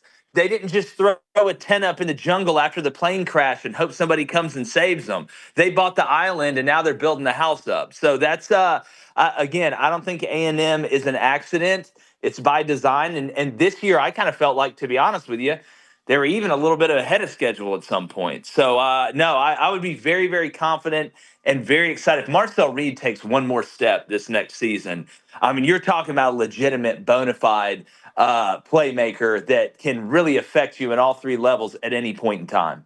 I'll let you go after this question. So some of the issues with Marcel was maybe not seeing the field completely and maybe being a little late on some throws. So how correctable do you think that is in an offseason?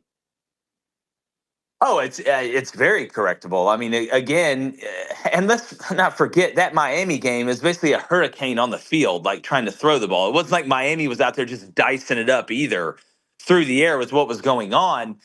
You know, with Marcel, I think there's a balance you have to walk with a guy like that. We hear the term on defense, hey, even with targeting, though, don't take his stinger away, right? You still want to be physical. You still want him to go downhill and hit. It's the same thing offensively. You want Marcel Reed to be able to use every single talent he has as a weapon, but you don't want him to just be able to have to rely on his athleticism to just draw stuff up in the dirt and run around and make the chaos plays. The chaos plays should happen when the other things break down. So if Marcel Reed kind of walks that line of, hey, when I need to pull the trigger, I'm going to pull it because I have to, but I'm also going to go through my reads. If the check down's there, I'm going to take that, become a more wholesome quarterback without losing that aggressiveness to go make a big play with his legs or keep a play alive, keep his eyes downfield. A lot of it is accuracy, and it's accuracy in the intermediate to short passing game for Marcel is where, because I think he does a pretty deep ball. That's where he's going to take his next steps, and I think he can do it. Jake, I appreciate it, man. Thanks so much, and congratulations on the move to On3. Oh, thanks, buddy. Appreciate y'all having me, and man, what a time to be alive. It's going to be a fun year for the Aggies next year. I can promise you that. Appreciate you, brother. We'll talk soon. All right, buddy. See ya. Jake Crain there on the Buppy's Catering and Bartending Hotline. Appreciate Jake Crain's help here on the show. All right. Agricultural families understand something that city folks often miss. Life moves in seasons, and each one matters. And at Farm and Ranch Films, the newest offering from Heritage Films, they're going to bottle those moments before they're gone. Imagine your grandchildren seeing not just what your operation looked like, but understanding the principles that were built. Chance McClain and his team don't just film interviews. They create these cinematic legacies that are fantastic with a Netflix quality style of production. From daily routines to once-in-a-lifetime moments, they capture what makes your agricultural family's story unique. Don't wait until it's too late. Visit yourheritagefilm.com. That is yourheritagefilm.com. Click on the Farm and Ranch portion of the website or just call them up, 713-893-8341, 713-893-8341. It is Heritage Films.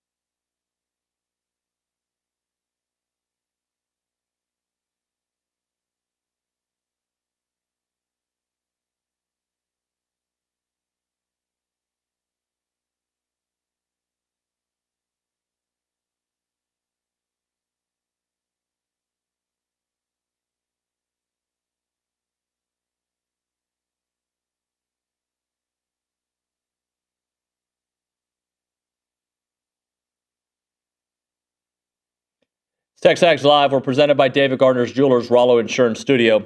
Let's go to the Angry Elephant News and Social Center.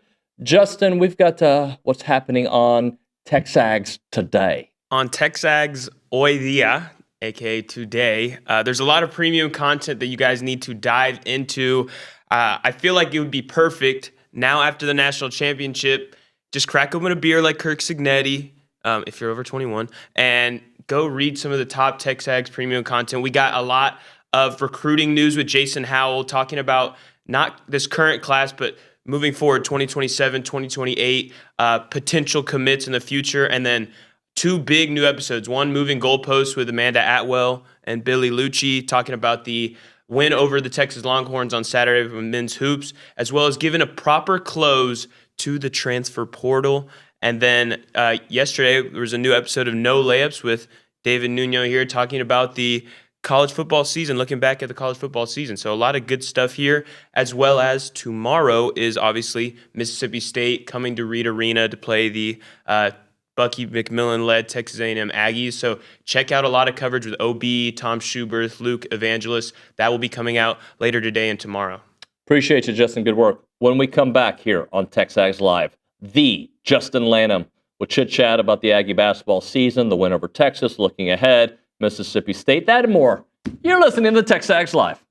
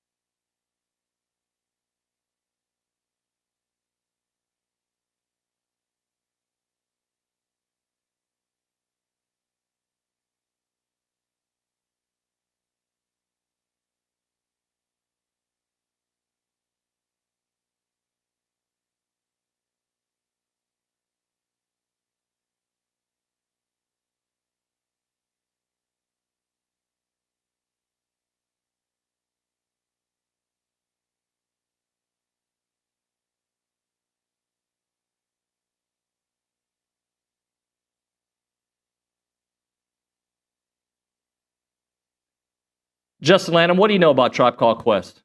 TexAgs Live. We're presented by David Gardner's Jewelers Rollo Insurance Studio. We go to the Buppy's Catering and Bartending Hotline. Our friend Justin Lanham joining us to talk a little Aggie hoops. What's up, bro? What's up, big dog? How are you? I'm great, man. How are you? I'm well. Is it ridiculously cold in the DFW and the Metroplex? It is cold. It is very cold. I'm preparing for this weekend. We're getting some stuff to get some soup and some chili and all that good stuff. So it's going to be a cold one this weekend. Hey, let's get into, since you've got coaching experience, let's get into some X's and O's of what A&M did against Texas. We heard about hugging shooters and whatnot. Kind of break that down for us to understand what some of the defensive philosophy was. Yeah, I think that, they were obviously trying to not let those guys get easy touches. And I think Bucky and those guys did a really good job of using their shooters to screen. And I think that's what you try to do in those moments, because you're basically making Texas or whoever's playing you decide, are you going to help on that? Or are you going to continue to hug the shooter? And obviously, if they help off of a screen, then you're going to leave a guy like Ruben Dominguez or somebody like that, or Rylan open. But as you saw, they were running a lot of flex cuts off kind of on the baseline, and they weren't leaving those guys. They were staying hugged tight to them, and guys were able to get easy buckets at the basket because they weren't helping off of that. And so I thought they did a really good job of using their shooters in the screen situation. And then another thing that you do that I think that they were trying to get to, but they never got to it because they were getting easy buckets at the basket, is you screen the screener. So a lot of the times you see a guy like Ruben Dominguez go ahead and screen on that flex cut, and then you have another guy come down and screen, and you're screening the shooter. So I think that they did some really, really good things, and they were able to get some easy buckets at the basket. Yeah, can you kind of explain what a flex cut is compared to some backdoor cuts? Yeah, absolutely. So it's just this is like old school basketball. I mean, teams like in the 90s, like this is what they used to do a lot of times in offenses. You see it a lot at the high school level. You have a guy that's basically kind of right at the block, and he tries to basically take a step off the block down low. You got a guy out of the corner, and you send a guy from the 3-point line all the way across to the other block, and that guy screens right there.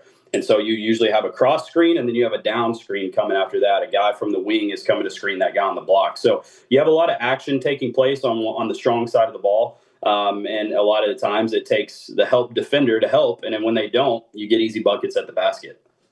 Justin, let's talk about the end of games. And look, SEC basketball is going to come tight. That's part of it. We had a commenter on the YouTube page earlier say part of the reason the Aggies have struggled at the end of games is because it becomes more of a half-court game. Do you think that's really the case? Or do you just think, hey, everybody's hyper-focused on their job, possessions become that more important? What do you think? And by the way, they're winning these games, so it's not like it's been a problem, but it just seems like sometimes a little bit harder to get through, and that probably is because it's a tight game. Yeah, every possession at the end of the game is extremely valuable, right? Every possession throughout the game is valuable, don't get me wrong, but whenever you get down into those close games, and look, I think Bucky mentioned it, like anybody that's watched SEC basketball this year can see it, like every game in the SEC this year is close. Like there's not many games that you're seeing teams just get blown out. They're few and far between. So every possession matters. I think you see this from teams. I'm not saying you see this from A&M. I'm just saying I think you see this from teams and you see this from coaches. Sometimes a team that plays fast all the time and then they try to go into possession basketball where they're slowing it down, it usually hurts them. I don't necessarily think that's what A&M's doing because they're continuing to press. They're continuing to press late in the game. You saw, in the LSU game earlier this year, they continued to press and they got extra possessions out of it. So they weren't really trying to slow the game down. But I understand the sentiment. I understand where people can see that or think that. But I think for the most part, Bucky, they have the identity and they're going to play that way for 40 minutes. That's how they're going to play. I don't think, obviously now when you get down to 30 seconds or something like that, you got to play smart basketball. You got to play the analytics on that. So it doesn't make sense to just jack up a shot in the first couple seconds of the shot clock. So, but I think Bucky is going to play how he plays regardless of the situation.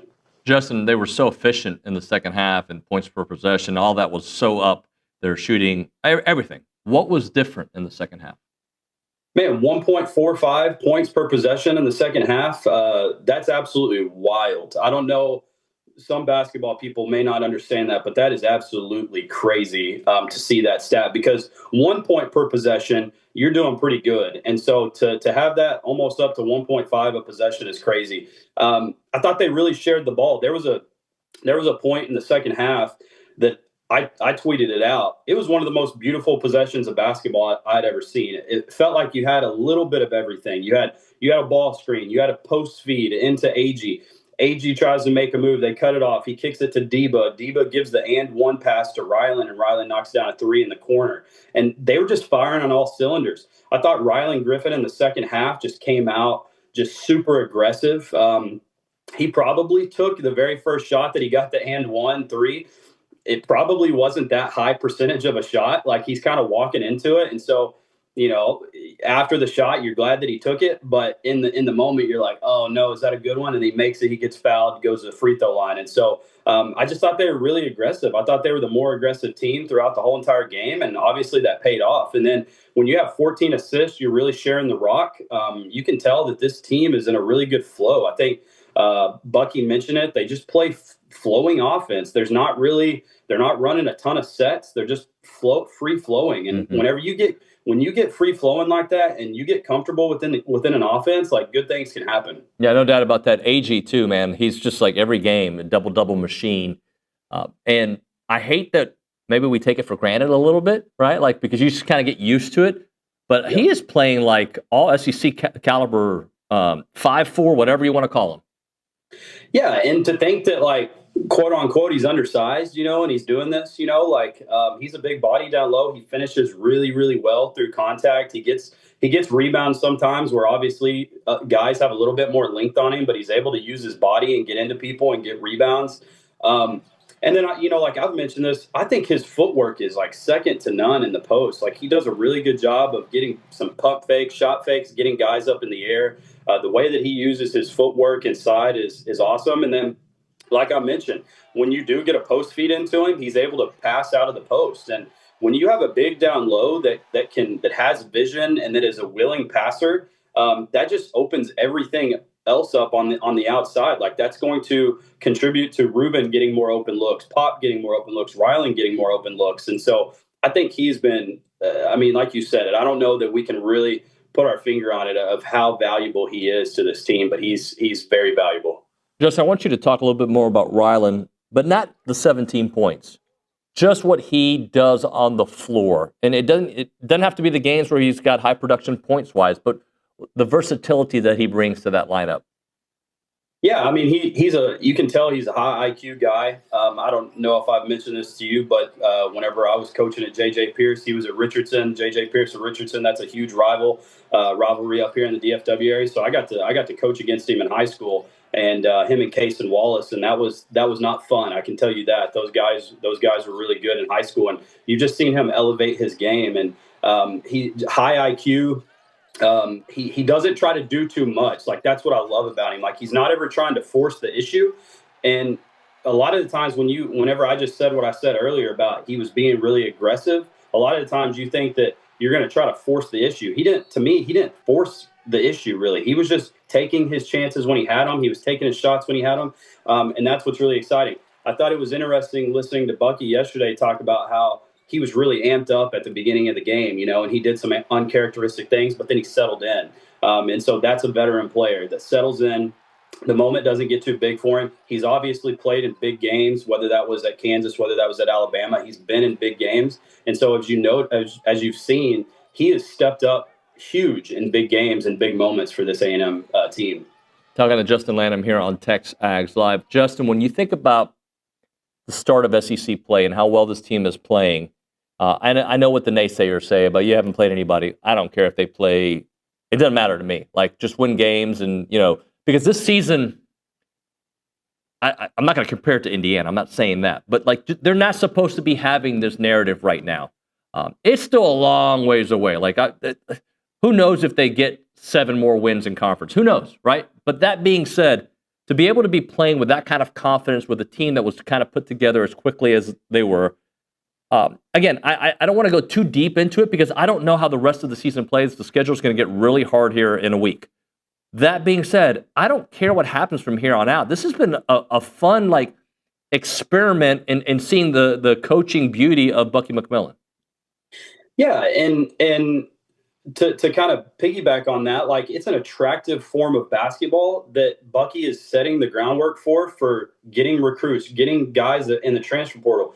You're going to tell me that I get to come here and play free-flowing offense, and if I got a shot, I can take it. Like, there's a lot of teams and programs across the country that it's like, hey, if you're not my one or two guy, like, you're not taking shots, and that's not the case here at A&M. Like, they share the ball. Like, I don't think that they really see too many bad shots. Like, if it's a three or it's a shot at the basket, like, it's not a bad shot, you know? And so I think what he's doing in this first year, obviously, for me, I didn't really know what the expectations were this year, but he has definitely exceeded that for me already. Just what he's already done in this first year. So I'm super excited about it. Like you said, you don't know what's going to happen the rest of the way. Like, they've got probably a little bit tougher schedule. But I can tell you this, I think they will be in every game. Like, the way that they play, the style of play, they are going to be in games late. They give themselves a chance. Like, we've seen it. They might be down by 14, and you look up in 30 seconds, and they've erased that deficit, and now it's just a 3-point deficit. Like, they have the ability, because of the way they play, to stay in games. And so, super exciting. I do want to touch on this, David. I haven't talked about him enough this year, but Jakari Lane, what he is doing for this team is spectacular. He's just a floor general. Like, what he does, I texted Luke the other night. I said, man, I want Jakari Lane in a pick and roll situation almost every time, because his fast little crossover, it's almost like a little Allen Iverson. Like, he just the way he does it, it's so quick. He's hard to guard. Yeah, he's undersized. But he just kind of creates chaos for defenses because he's so fast. Like, you're chasing, like, you feel like these guys are chasing him around. And so Jakari Lane has been really, really special. And heck, I think against Tennessee, he had like 9 assists. I mean, that's incredible. Well, I'm glad you brought him up, because I keep bringing him up on the show, because sometimes it's not about production with him. Sometimes I think it's what he does for everybody on the floor. He plays a fearless brand of basketball. Yeah. And let's not forget, like, he jumped up several playing weights to be in the SEC and play at this level. I mean, there is an adjustment, but he seems fearless throughout that adjustment. That is literally it's the perfect word, fearless. Like, you see, he goes in, he'll take on a 7-footer at the rim. Like, he's not scared. And like I said, his pick and roll game, when Aggie's able to kind of short roll, if they double and he's able to short roll and they hit him, and then Aggie's able to use his footwork after that to get a shot up, like, he just creates so much. And whenever he's on the floor just feels like it's so big because of what he does for spacing, because guys are chasing him around. And when he gets the ball, you don't know what's going to happen. He's so good with his footwork. He can jab and then go the other way. And he's just so quick that it's really hard for defenders to stay in front of him. How do you kind of look at the SEC landscape and then try to assess A&M? Because it seems like any given night somebody is beatable, right? Like, you could have a huge comeback that A&M's been a part of. You've seen other teams be a part of it. Was it Kentucky? Like, there's these games that keep happening in the SEC where the lower level team, you would at least perceive lower level team, finds a way to beat a top dog. How do you see the SEC landscape playing out, considering A&M is now being perceived differently? Yeah, it's interesting. I mean, even you go back to Texas. Like, Texas was playing awful, and then they get a couple of good wins. And now, Saturday's game against Texas, it was like, man, this is a different type of team that we saw in the first couple of games of SEC play. Vanderbilt started off hot. They've dropped a little bit, a game or two. Then you got like Florida, who they feel like they're kind of coming on. Kentucky had that lull in the season. Now they're winning some games. Like, it's just Arkansas has been battle tested. That Alabama is going to be in every game just because of what they've been the last couple of years. The Auburn situation is weird with a new head coach. Just there's so much that's gone on in the last year within the SEC as far as like some change and some of these teams that were maybe bottom feeders, now they're kind of like Vanderbilt. They're kind of perceived as a top team. So it's definitely different. I think it plays into A&M's hand a little bit better just because of anybody's beatable on any given night, and especially the style of play that A&M plays. I think they have the chance to upset some teams. And the fact that you go into Auburn and win on the road, you take care of Texas on the road. Like, winning some big games on the road already early on in conference play, that just bodes well for A&M in the future. All right, Mississippi State coming up for A&M. Josh Herbert dropped 38 on Texas, 30 against OU, 20 against Kentucky, 23 against Alabama. Ole Miss actually held them neutralized to 13 points, believe it or not. And that was the most recent game. Which Josh Herbert is A&M going to see? Because I think it affects a lot of their play. Yeah, 100%. I think it's tough sometimes whenever you're pressing. You can lose sight of a guy a little bit easier. So they're going to have to know where he's at all times. He kind of reminds me, I'm not saying his style of play, but just his ability to score. Like, I don't know if you remember Marshall Henderson back in the day for Ole Miss, and I'm probably going to upset some Mississippi State fans by saying that, comparing him to an Ole Miss guy. But he kind of reminds me of that, just his ability to score in bunches. Like, he can just score. He gets hot. Just feels like he's always making miraculous shots or just big shots. So he's going to be a tough guy to guard for sure. I mean, he's going to get I think he's going to get shots. Like, scorers like that are going to find ways to score. I think you just got to be really aggressive and physical with a guy like that. He is undersized, but I think Bucky said it best. He's a ball of muscle. And so you just got to continue to be physical with him, stay under his chin, not allow him to get shots up. And if he does get a shot up, you make it contested. And that's all you can do on a guy like that, because like I said, he is going to find a way to get shots up. Justin, let's close out with this. I've been kind of saying it's okay to believe, right? Like when it comes to this A&M basketball program. And when I say belief, I remember in the offseason saying, if things go right, this team could be a playoff team or an NCAA tournament team. But that was thinking that they were going to do it with Mackenzie Mbako, right? So they don't have Mackenzie Mbako. I think they're ahead of schedule, at least what I expected. And what the heck do I know? They put all these. You can't predict what a team's going to do when every piece is brand new. You just can't, right? Like, yes. So, but we're here at 4-1, and we already discussed the hard schedule that's ahead. But I think it's okay to believe, but also be realistic that the margin of error is so thin, and one other injury can derail the whole thing. So, but I feel like they're trending towards this. I think a tournament is possible based on what we've seen. Just got to hope that things play out, from a health perspective, and also continue in this efficiency. Yeah, I think so. I think you can be cautiously optimistic in this and kind of where they're at right now, just because you know that you're still going to have to probably go on the road and win a couple of games, right? And then with that being said, also knowing you got to take care of home court advantage. And, man, I just hope, and I can tell, like, hearing it in Bucky's voice, like he just wants the support. He wants Reed Arena to be packed because he knows how impactful that place can be at home. And so if the Aggies can take care of business at home and still a couple on the road, absolutely, this team is just knocking on the door of getting into the NCAA tournament. And the other side of that, of not being cautiously optimistic, being very optimistic, is they're not just knocking. Like, they could really have a good seed in the tournament if they can continue this trajectory that they're on right now. Justin, great stuff, man. I appreciate your time as always. Appreciate you, David. Justin Lanham there on the Bubby's Catering and Bartending Hotline. All right, we'll hit a break here. When we come back, a little open segment. We'll talk about the national championship game. We'll maybe get to some text messages that aren't rude. And we'll just chit-chat a little bit here with Justin at the Angry Elephant News and Social Center. Right now, we're talking about the Lumen at Late Walk. Let's talk about it. Imagine a workspace designed for how we work now. Collaborative, inspiring, and surrounding the real energy. And that's the Lumen at Late Walk.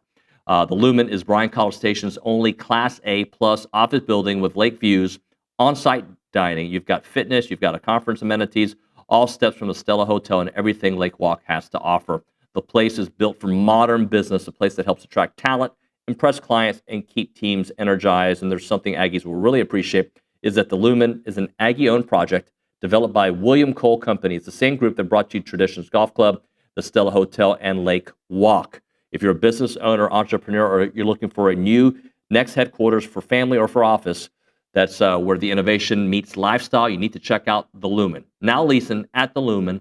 Learn more at lakewalktx.com. That is lakewalktx.com. Check it out.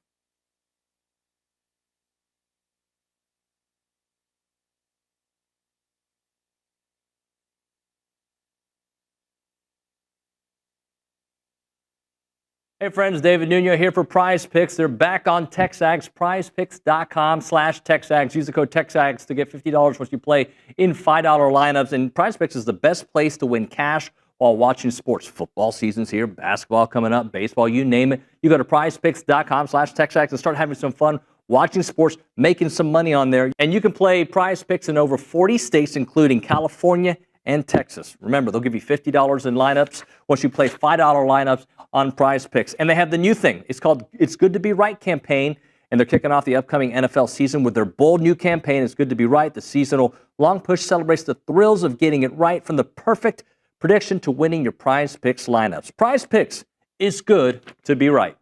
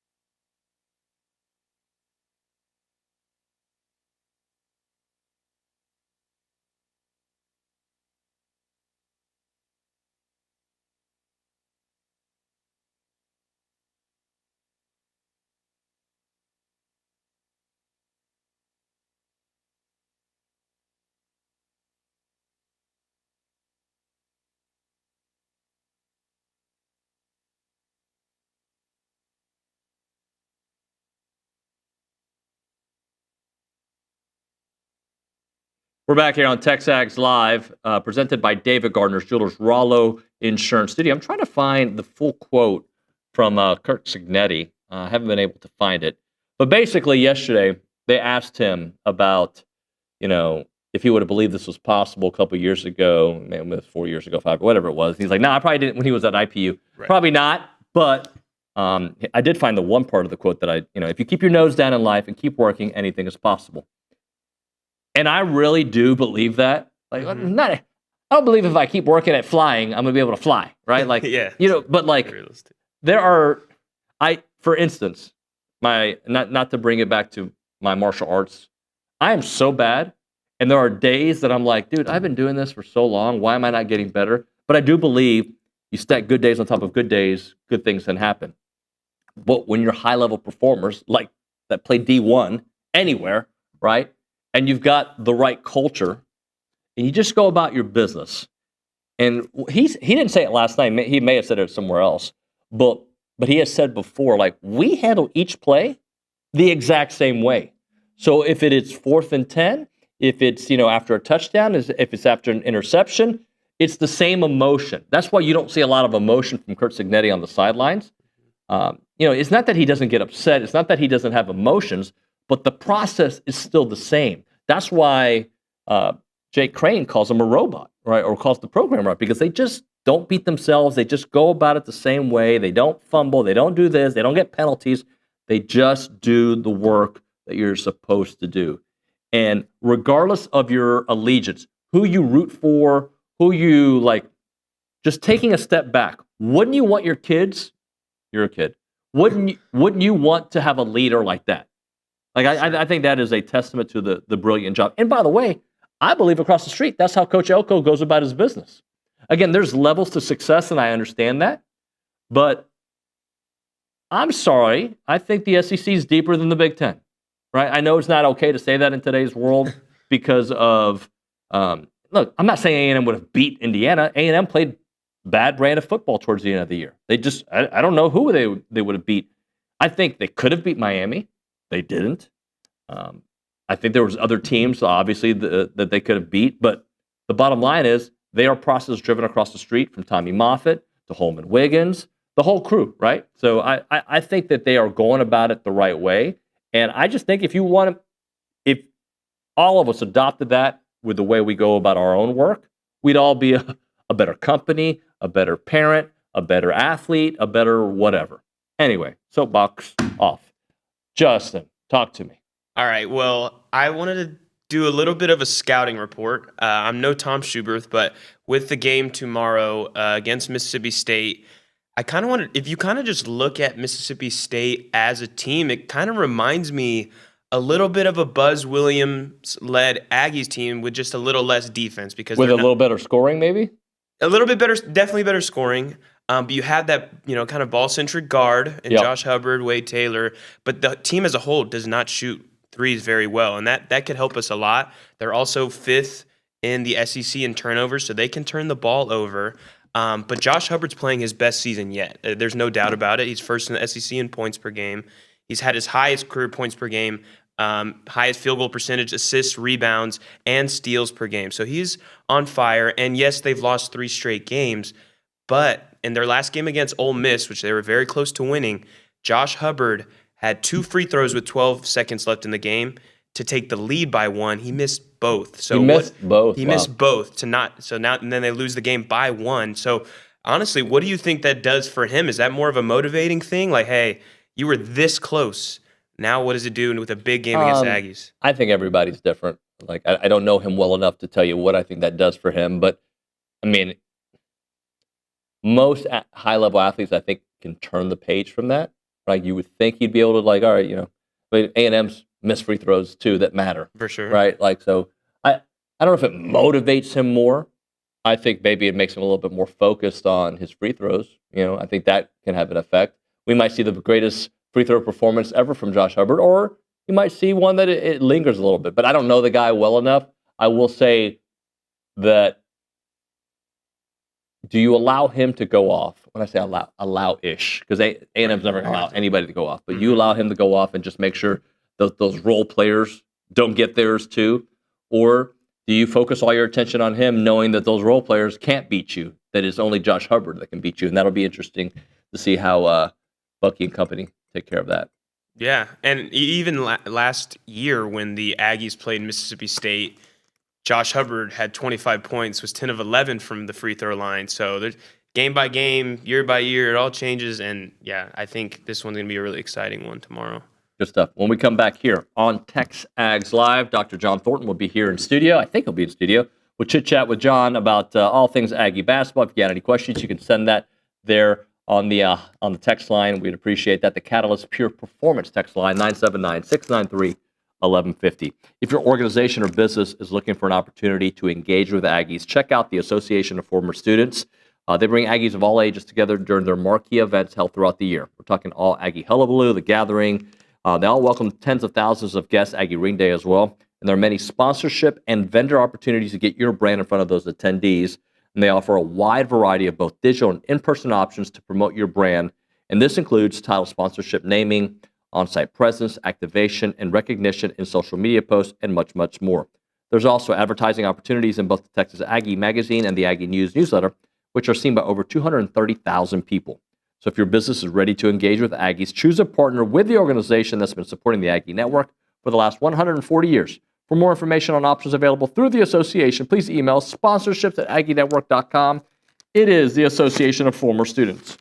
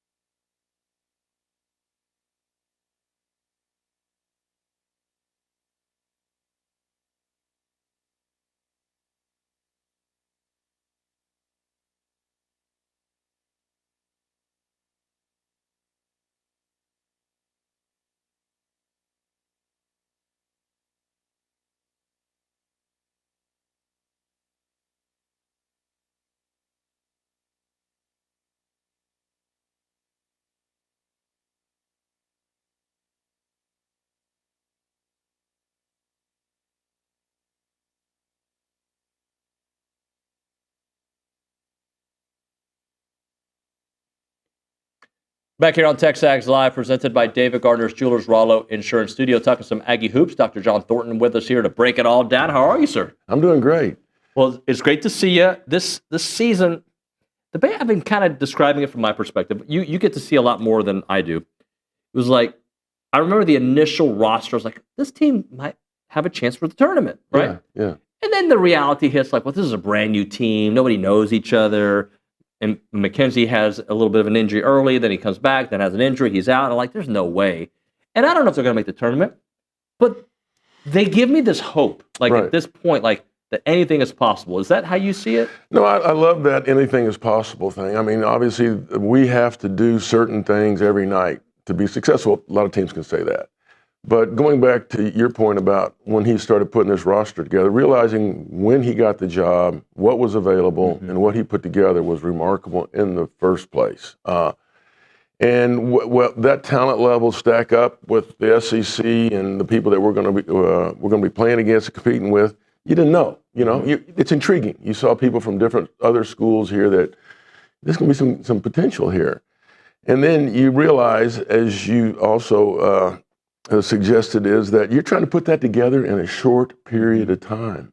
I mean, if you go back to last year, Vanderbilt did it, and Missouri turned it around. Kentucky did it. And it's coaching, it's right people, right time, them buying in, them playing, you winning.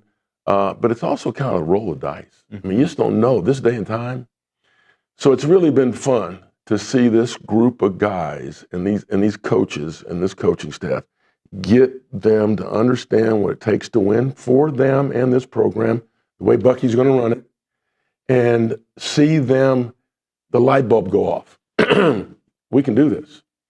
And we might not always know how they're going to do it, because you look at the rosters and how it matches up in every other game or whatever it is, and you go, whoa, you're going to have to do X, Y, Z. Yeah. And they figure it out. And there's some standards that Bucky holds them all to that carry the day, but you can see that group coming together as a team. All right, so let's go back to, I want to talk about something we were talking about off air about Bucky's special. There's something about him.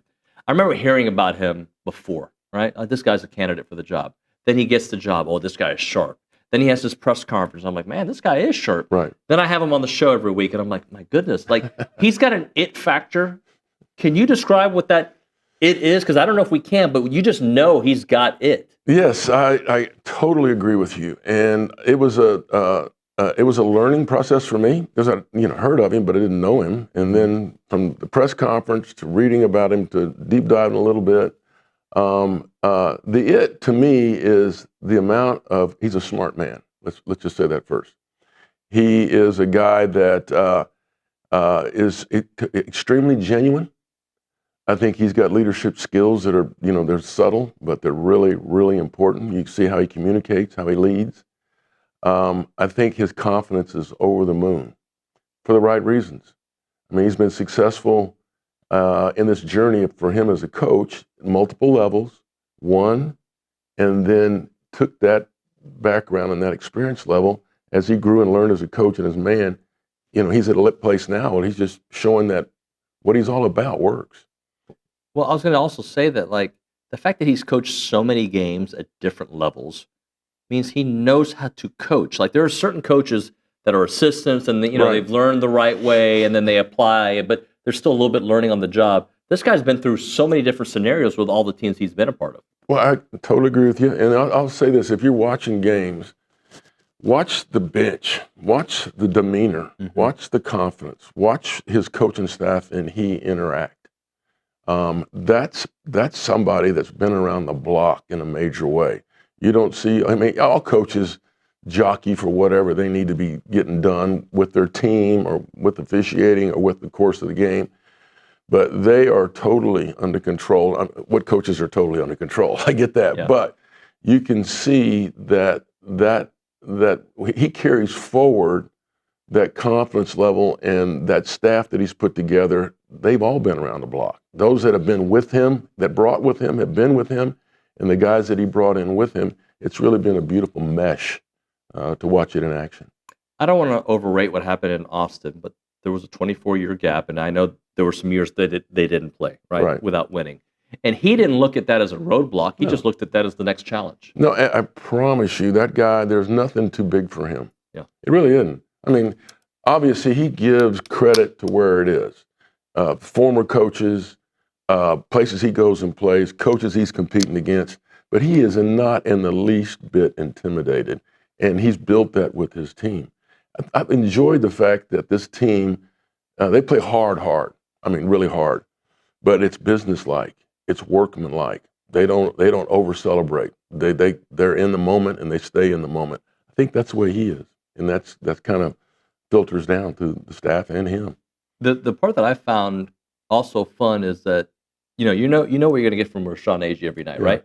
But then there's a complimentary piece. Is he a man or is he a man? He's a man's man, right? But let's spend a moment on him too, because he is as important as I thought McKenzie was going to be to scoring in the roster. Bucky told us Agee was a leader for a reason, right? And he's matching that with production. Yeah, and I will say that people lead in what their own personality allows them to do.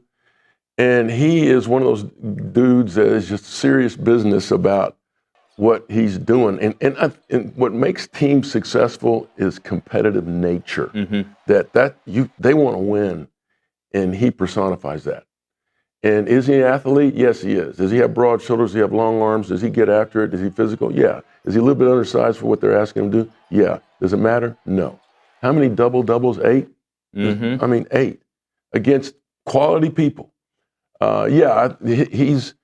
There's a bunch of people that bring to the table for this team what it takes for them to win, but he's a big force in that toughness, battle it, come through big play. He rises the level in huge moments.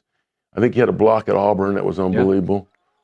His finishes, at times have been big. He's one of the good guys that rises to the occasion. He does. And then it kind of depends on the night who the next guy's going to be. Yeah. It could be Rylan. It could be Pop. It could be a lot of people. Yeah, it is. And again, I go back to Bucky. First of all, we're winning, so Bucky's got all the answers, right? Mm-hmm. Right. We know how it is, coaching games, what's going to happen, who knows. All I know is what they've gotten done to this point. They're going to play extremely hard. They're going to play together. The pace is going to be ridiculous because they're going to really press you full court. They're going to share the basketball. They're going to be fearless. All those things he said in his opening press conference. That's what he's doing, right? But at the same time, on a given night, and he's said this from day one. I've seen him say this in practice in the middle of the summer. We don't know who's going to be the guy. We know what we're going to be as a team to win, but it could be anybody on a given night. Thankfully, you have guys like Jakari that play his role as a point guard and gets things going in the right direction. You got Rashawn coming in and doing his deal. And oh, by the way, he's only recruited guys that can shoot threes. Yeah. And so who knows? I mean, Rylan went off in his own way. Ruben's capable. Pop, obviously capable. They're all capable of doing it. Jakari hit a huge 3 late in that game. They're there by design and them buying in and understanding how they're supposed to play and what this basketball team's all about.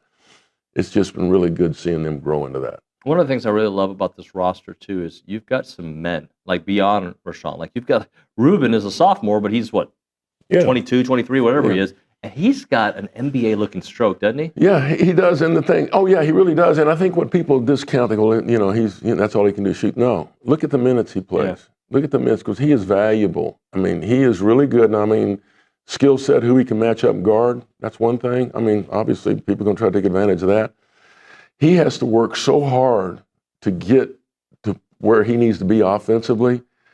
And they've geared their defensive stops for us. He's a part of that. They got to get him. Mm-hmm. And it makes other people open. And what he does there to get other people open, and then passing the basketball, you saw that in Austin. I mean, he's thrown through the alley to Jamie, as a little backdoor cut to somebody else. So he's way more than just a shot. But I'm telling you what, that dude can shoot as good as anybody I've ever seen.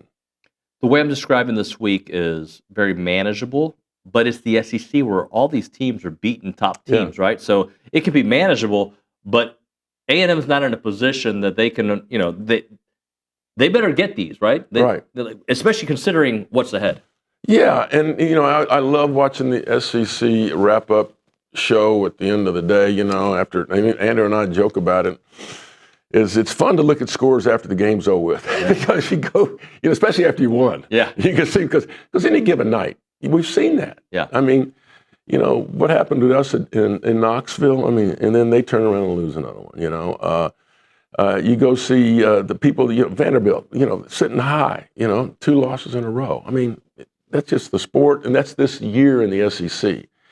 Everybody, if you don't show, and it's kind of like, sounds like coach speak, but it's legit truth. You better show up and you better be ready to bring it because anybody can beat anybody now. And you're gonna look at when you see Mississippi State come out, you're gonna talk about men. They got men, and they got probably one of the most prolific guards in the league right now. And so, yeah, we're gonna have our hands full like we do every night. And but I love the term that Bucky uses. But our lean on you on the course of the game, and that lean is the backcourt pressure on. I don't care who you are as a guard. You could be, but we got people that get after you. And it's a team that gets after you. And then the other lean defensively is that, but the other lean is offensive. You better not be celebrating or thinking you're something because we're going to be going down the floor and laying it up on you.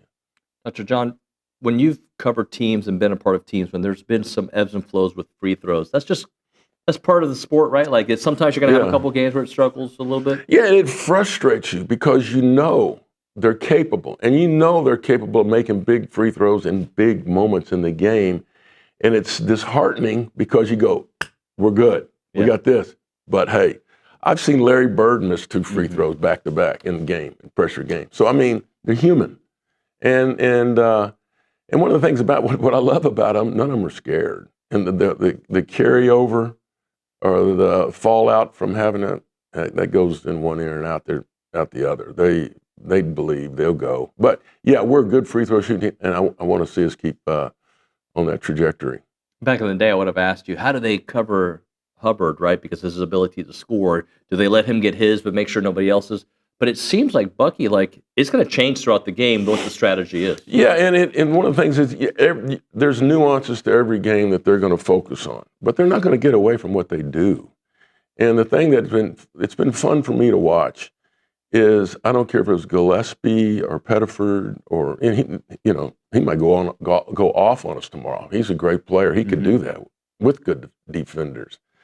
But when we run people at you, it's not like one dude guarding you. You're going to have 4 different people matching up on him. And then and a lot of times there'll be 2 on him because they want to make him give it up, make somebody else handle it. Right.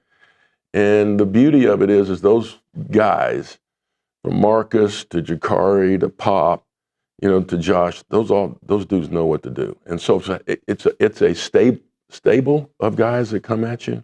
And over the course of the game, it's pretty solid not to let that impact you. I appreciate you, sir. Thank you so much for coming by. Hey, I enjoyed it. It's going to be fun. Yes, sir. Dr. John Thornton here on TexAgs Live. We'll come back with the final segment here on TexAgs.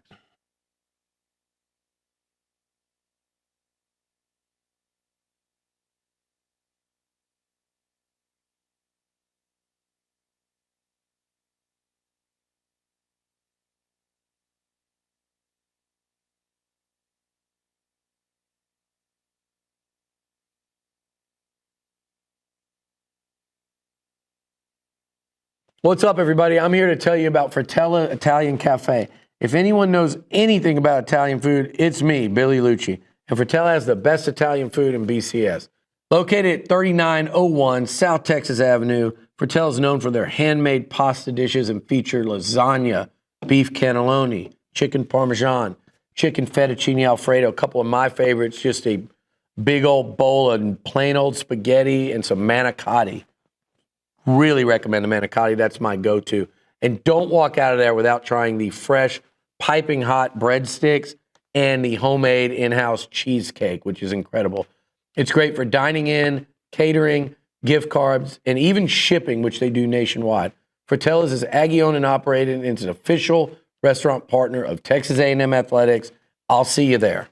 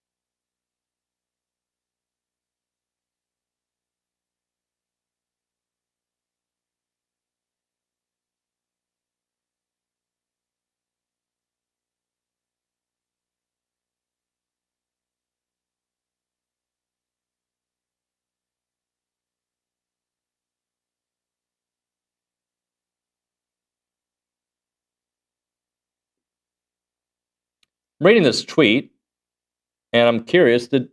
It says, is there a legit riff? It has 340,000 views. So is there a riff between Nick Saban and Curt Cignetti? Did I miss something on the broadcast yesterday? Is there a reason for that? I don't think he said anything that would qualify of beef being in between them two. And then somebody says, yes, there is. If you know, you know. I don't know. Did he pick Miami? I would have to look. Did he pick Miami in the pregame? Saban did pick Miami. He did pick Miami. Okay.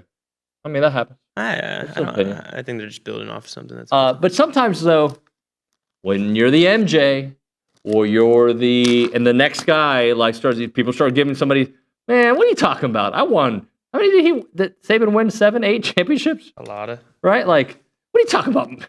As good as me. I did it at LSU. I did it at Alabama. Yeah, well, it's LSU and Alabama. I don't know. I hope there's not a beef there. But, there's a lot of ego involved in every profession. Oh, yeah. Every profession. Nobody wants the next guy. But if I'm Nick Saban, I'm like, I'm relaxing. I wouldn't even buy into this I doubt he is. But you're not. You're not Nick Saban, right? Like, and that's the thing. Like, we're all there's people who are like, man, what does Nuño pay those trolls any mind? Because that's who I am, right? Like, it's like we're all built our own way.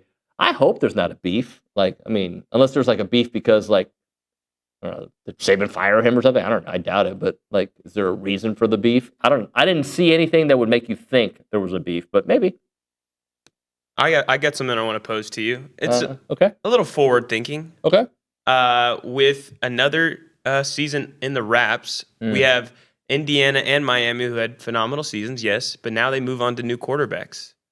Darian Mensah is lined up to be Miami's guy, and then this morning Hoover, because Alberto Mendoza is in the portal now. When did he go in the portal? As of like an hour or two ago. Okay. And they're saying Georgia Tech is the likely place for him? I did see that, or Duke. But yeah, big changes there. I don't know if we want to. Yeah, and somebody, I don't know where this came from, but I have not seen Alberto Mendoza play at all. I know nothing about the guy other than he's Fernando's brother. Right. But I've seen some people say he's actually better than his brother. Like, how? Like, I don't know. I mean, maybe. I don't know. Like, it just seems like it.